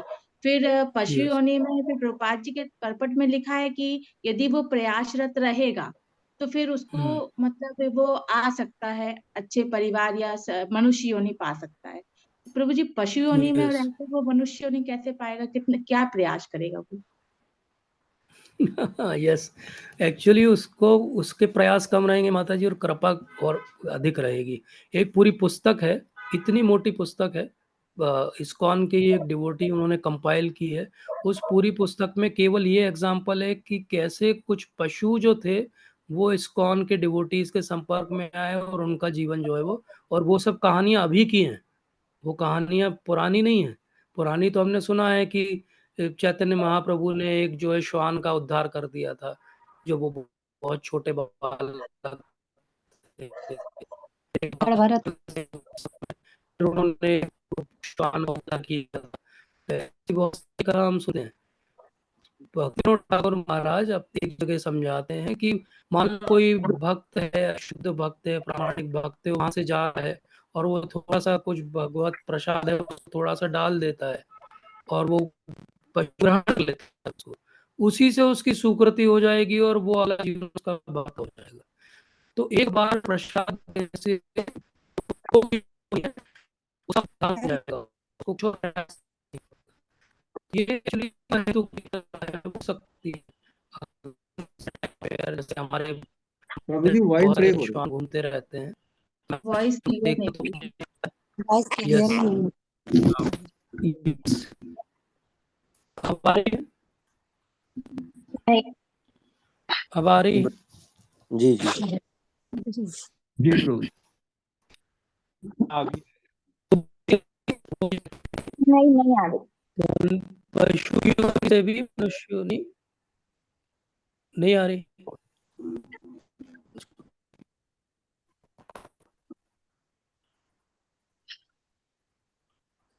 अब देखिए हमारी जी जी प्रभु जी।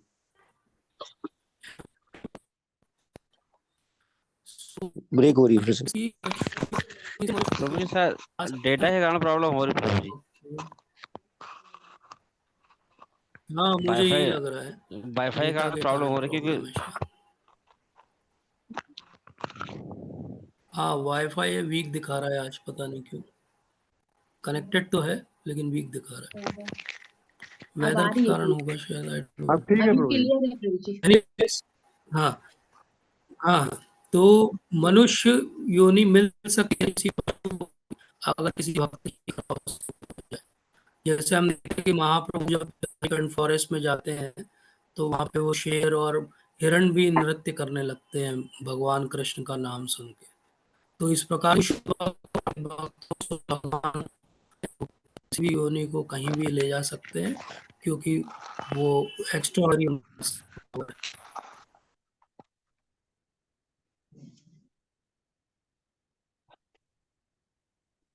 ये गेट को मैंने अपना वीडियो ऑफ कर दिया, शायद अब आवाज निकल रही है, जी प्रभु जी आ क्योंकि रही है। सिग्नल वीक है तो मैंने वीडियो ऑफ कर दिया। जी प्रभु जी आ रही है आवाज। तो प्रभु ठीक जी है, ये कह कोई सकते और हैं प्रश्न? कि जो मंदिर कोई में और प्रश्न? जो जी प्रभु जी ये कह सकते हैं कि जो मंदिर के आसपास जो जानवर रहते हैं, या जैसे मंदिर में जो छिपकली है बिल्कुल या उनकी, तो वो कीर्तन भी सुनते हैं हाँ तो बिल्कुल, उनका उद्धार हो सकता है। हाँ प्रभुपाद ने कहा है ये। एक जी प्रभुपाद के एक शिष्य थे, उन्होंने प्रभुपाद से पूछा था, तो प्रभुपाद ने कहा है कि ये जितने यहाँ के वासी हैं इन सबको वैकुंठ के वासी के बराबर समझना चाहिए, क्योंकि ये इनका लास्ट जन्म है। ये कहा गया। जैसे कहा जाता है कि धाम में जो भी जिस भी योनि में है उसका आखिरी जन्म है उस धाम में। तो इस तरह से हम समझ सकते हैं कि डेफिनेटली। हरे कृष्णा प्रभु जी, मैंने अभी हरे कृष्ण। किन्हीं का सुना था ये लेक्चर, तो उसमें बता रहे थे कि जी जी अब नाम नहीं ध्यान है उन आचार्य जी का, कि काफी बुजुर्ग थे वो, मतलब 100 साल के ऊपर के हो गए थे और शरीर उनका इतना कमजोर हो गया था कि वो उनकी मतलब आंखों की पलकें जो है वो भी इतनी आंखों के आगे आ गई थी कि उनके भक्त उनकी पलकें उठाते थे तब वो देख पाते थे, गौर इतने किशोर दास मतलब। बाबा जी। हाँ, तो उनके बारे में मैंने पढ़ा था, जगन्नाथ दास बाबू जी। उनके जगन्नाथ बारे दास में बाबा पढ़ा जी। था जगन्नाथ दास। कि जब वो उनके भक्त उन्हें भोजन करा रहे थे, वहाँ 4 कुत्ते के बच्चे थे, वो खाना खाने उनके साथ हाँ आते थे। तो 2 हाँ दिन उन्होंने खाया और तीसरे दिन जब वो दिखाई उनके नहीं दी भक्तों है। ने हटा दिया। ऐसे प्रभुपाद के साथ भी है बहुत सारी लीलाएं। हाँ, वो तो तो एक अलग ये पूरा सेशन ले उन्होंने भी सकते यही कहा था कि भगवान ये जो है ये कितने बड़े भक्त हैं, ये कुत्ते के पिल्ले नहीं है, इनको जानवर मत समझो। ये कितनी इन्होंने भक्ति की होगी जिन्होंने हैं। वृंदावन में जन्म लिया है। यस तो यस। ये इसी तरह इसीलिए से एक उन्होंने। संत हैं हमारे, हाँ, उनके बारे में भी ये कथा आती है। जी बिल्कुल जी, सही बात ऐसे कई है। यस। वो सुने हैं, कई पढ़े हैं हमने। तो ऐसी जी मुक्ति जी मिलती है भक्ति से। अब हरे भगत कृष्णा। कोई कोई भक्ति ही हरे थे इतने कृष्ण। बड़े, लेकिन उन्हें थोड़ी सी गलती से हिरण का वो मिल गई हाँ योनि, लेकिन यस फिर भी उन्हें आगे मुक्ति मिली ना, तो किसी वजह से उन्हें जानवर की योनि मिल गई, लेकिन वो भी भक्त हैं जिन्होंने वहां पे जन्म लिया है, बहुत बिल्कुल। बड़े भक्त होंगे, ऐसे ही उन्हें मुक्ति मिलेगी। Hare Krishna. Hare Krishna. Thank you so much. Hare जी कृष्णा माता प्रभु जी। जी। हरे कृष्णा। प्रभु जी, हमारे प्रभु जी को कुछ ऐसे पर्सनल पूछना है तो आपसे बात हो सकती है क्या? हाँ आप मैसेज कर दीजिएगा मुझे, तो उनको बोलिएगा मुझे मैसेज कर देंगे। बिल्कुल कर सकते हैं। टेलीग्राम पे भी कर सकते हैं, टेलीग्राम पे मेरा नंबर है।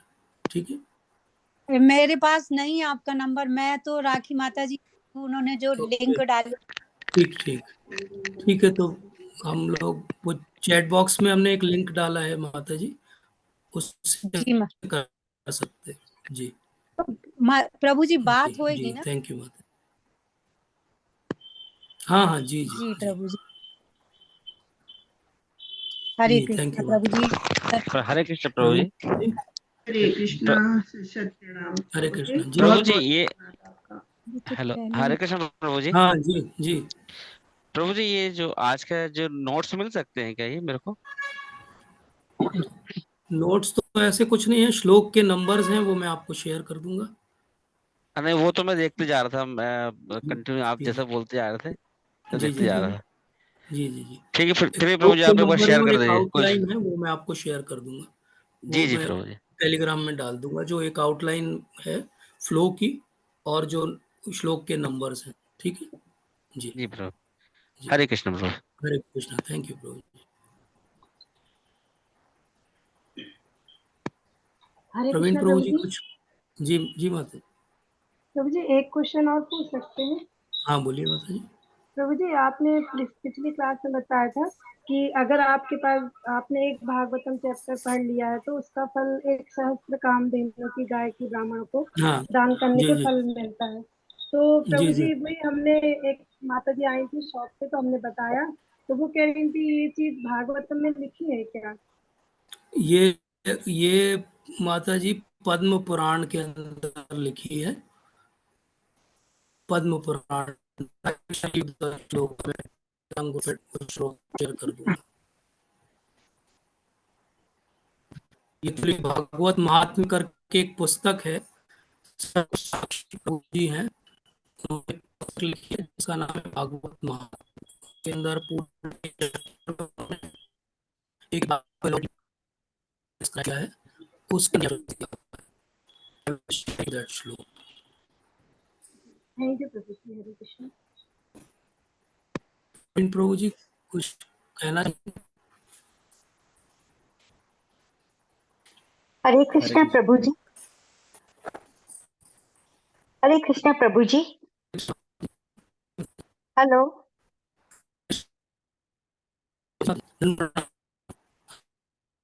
हेलो।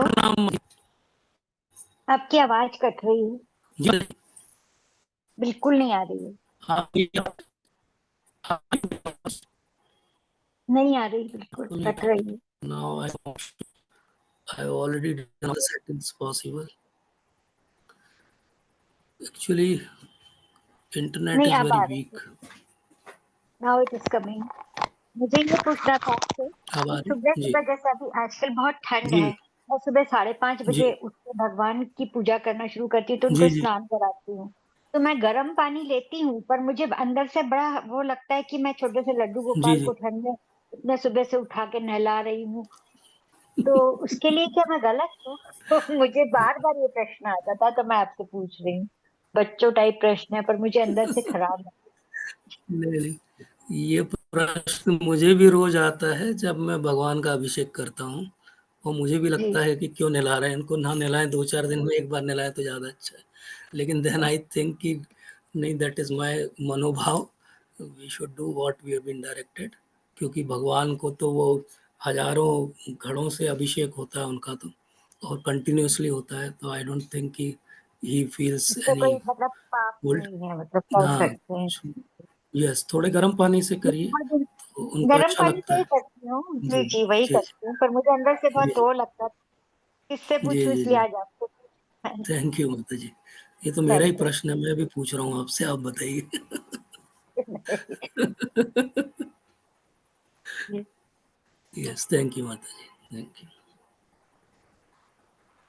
प्रवीण प्रभु जी का नंबर आ गया, बोलिए। हरे हरे कृष्ण सॉरी, प्रभु। आपका हाँ, नंबर नहीं आ पा रहा। मुझे तो सुनने में ही आनंद आ रहा है। और पूरे भागवत में मतलब खाली श्रवण की बात है, तो श्रवण जितना अच्छे कर पाए उतना ही बेहतर है ना। शुरू में प्रभुपाद जी इनिशियल चैप्टर के परपट में एक जगह लिखते हैं कि पढ़ने से ज्यादा सुनने और अ, कीर्तन करने का, श्रवण कराने का ज्यादा महात्मा है। तो आप बहुत अच्छा फ्लो और सब कुछ बहुत अच्छा रहा। अ, पहले ही आपने क्वेश्चंस भी डाल दिए थे टेलीग्राम पे, तो जी एक बहुत अच्छा था कि वो क्वेश्चंस आदमी जो भी सुन रहे हैं, जो भक्त सुन रहे हैं, वो ढूंढेंगे कि कहाँ पर वो क्वेश्चंस पूछे गए और कहाँ पर उनके आंसर्स हैं। बाकी भागवतम या किसी भी धर्म ग्रंथ के बारे में मुझे कोई नॉलेज नहीं है, मुझे आपको पता है।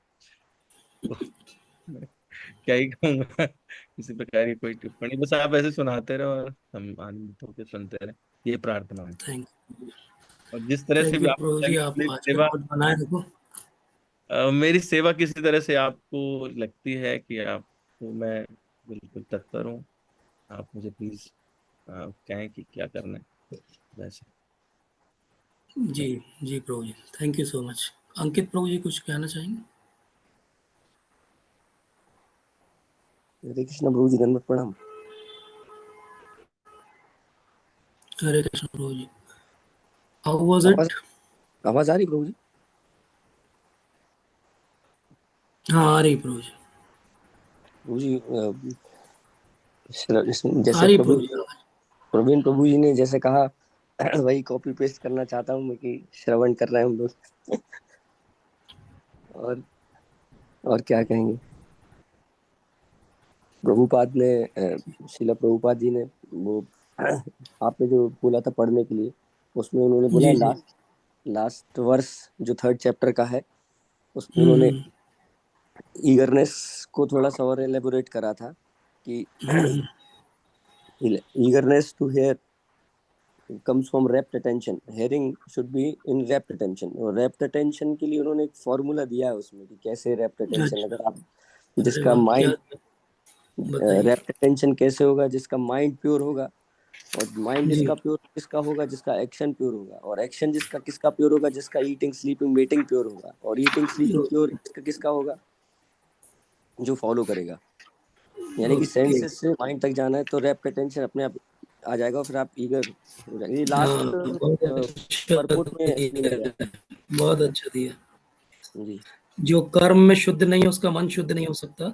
जो आहार, शयन, रक्षा, मैथुन में शुद्ध नहीं है वो कर्म में भी शुद्ध नहीं होगा। जी लेकिन यदि कोई सही व्यक्ति से ध्यानपूर्वक सुनता है तो भागवत के प्रारंभिक पृष्ठों में ही उसे भगवान श्री कृष्ण के दर्शन अवश्य ही हो सकते हैं। जी वाह, भगवान के दर्शन की बात की प्रभुपाद, बहुत अच्छा। थैंक यू प्रभु जी, यही तो ब्यूटी है। और प्रभु जी एक चीज और थी, वो गौरी जो को पता रहता है कि हीरा कहाँ पे है। जी You पता नहीं वो got the आपने point. Yes. वो प्रभु जी एक माता जी ने प्रश्न पूछा था अभी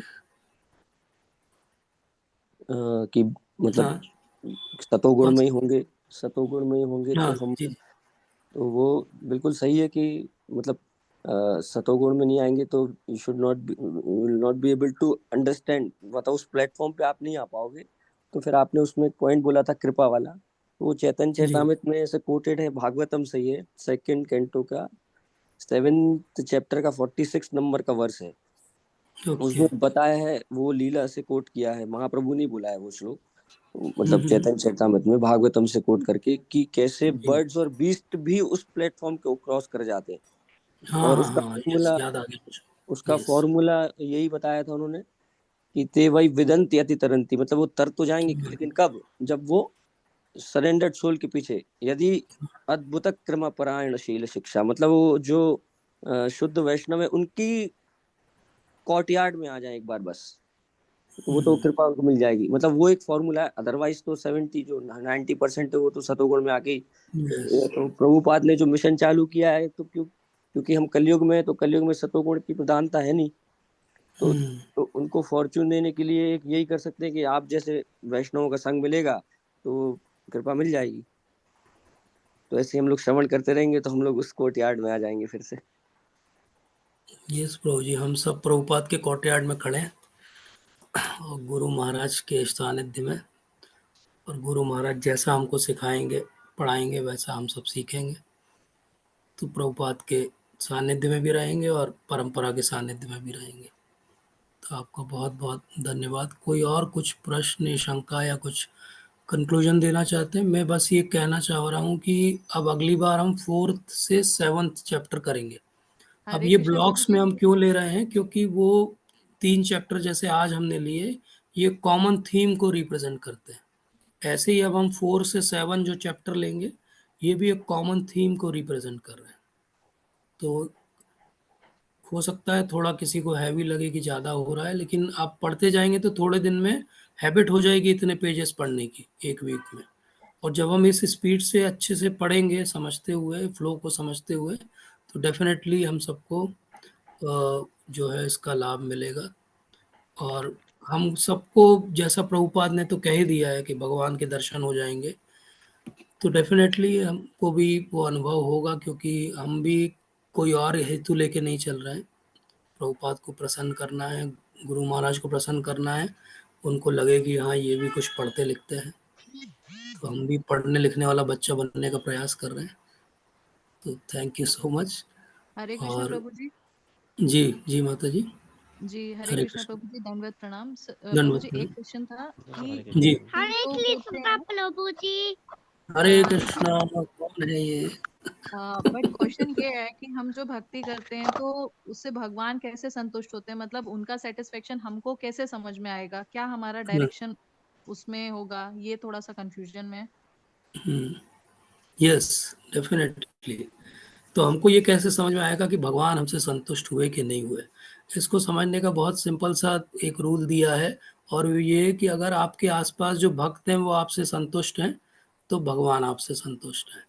अगर हम ऐसी भक्ति कर रहे हैं जिसमें हमारे आसपास के भक्त समाज में ही हम कोई सेवा नहीं कर रहे हैं, या हमारा कोई जो है एक्नॉलेजमेंट नहीं कर रहा है, या हमसे प्रसन्न नहीं है, तो बहुत मुश्किल है कि भगवान हमसे प्रसन्न होंगे। तो भगवान का तो अनुभव आज हम नहीं कर पा रहे हैं, लेकिन हमारे आसपास के जो वैष्णव हैं, जो वरिष्ठ वैष्णव हैं, जो हमको गाइड कर रहे हैं या हम उनसे फीडबैक लेते हैं, वो हमको बता सकते हैं कि हम जो सेवा कर रहे हैं वो परंपरा के अंदर रह के कर रहे हैं कि नहीं कर रहे हैं। क्योंकि इसका एक बहुत अच्छा उदाहरण देते थे प्रभुपाद, और वो ये था कि मान लीजिए गुरु महाराज आए और गुरु महाराज बोलें कि मुझे एक गिलास पानी ला के दो, लेकिन मुझे लगे कि अरे गुरु महाराज को पानी क्या देना, मैं तो उनके लिए बहुत अच्छा दूध बना के लेके जाऊंगा केसर डाल के। लेकिन एक्चुअली वो सेवा नहीं हुई, क्योंकि गुरु महाराज उससे प्रसन्न नहीं होंगे, गुरु महाराज को तो पानी चाहिए। इसी प्रकार से हमको लग सकता है कि हम भक्तों की बहुत सेवा कर रहे हैं, लेकिन हमें फीडबैक भक्तों से लेना चाहिए कि क्या आप मेरी सेवा से संतुष्ट हो, मैं इसमें सुधार और कैसे करूं। जब हम इस भावना से अपने भक्तों और अपने वरिष्ठ वर्ग के साथ में व्यवहार करेंगे तो ऑटोमेटिकली भगवान प्रसन्न हो जाएंगे, क्योंकि भगवान तो उनके हृदय में वास करते हैं। जब गुरु महाराज प्रसन्न हो जाएंगे तो भगवान ऑटोमेटिकली हमसे प्रसन्न हो जाएंगे। और दूसरा तरीका क्या है जानने का, तो भगवान ने यहीं पर बोला, भागवतम के जो अभी सेक्शन हम डिस्कस कर रहे थे, कि आप भक्ति करते हो तो भगवान आपको क्या देते हैं, भगवान आपको ज्ञान देते हैं और वैराग्य देते हैं। तो आपका ज्ञान अगर अच्छा होता जाए, निखरता जाए, और आपका वैराग्य को बल मिलता जाए, मतलब भगवान आपसे संतुष्ट है। जब भी आपके ज्ञान में कोई कमी समझ में आए और आपके नियम पालन में कमी समझ में आए, मतलब भगवान आपसे संतुष्ट नहीं है। So this is the easier way to know, this is the barometer how we can know कि भगवान मुझसे प्रसन्न है कि नहीं। इस बात की चर्चा हम कल भी करेंगे। कल मंदिर में हम लोग जो सेशन लेंगे उसमें एक्चुअली यही थीम मैं सोच रहा था, और अब आपने प्रश्न पूछ लिया है तो will continue with this theme only. Tomorrow we will discuss कि कैसे हमें पता चले कि भगवान हमसे प्रसन्न है, और क्या हम करें अपने जीवन में कि भगवान हमसे प्रसन्न हो। ठीक है माता जी? जी प्रभु जी, हरे कृष्णा जी, प्रभु जी, दंडवत हरे प्रणाम। Krishna. Thank you, Hare Krishna thank you. Prabhu ji. Hare Krishna Prabhu ji, दंडवत हरे प्रणाम। कृष्णा प्रभु जी। हरे कृष्णा। आप सभी का बहुत बहुत धन्यवाद। दंडवत प्रणाम धन्यवाद प्रभु की जी। जय। वांछा कल्पतरुभ्यश्च कृपा सिंधुभ्येव च पतितानां पावनेभ्यो वैष्णवेभ्यो नमो नमः। हरे कृष्णा। हरे कृष्णा प्रभु जी।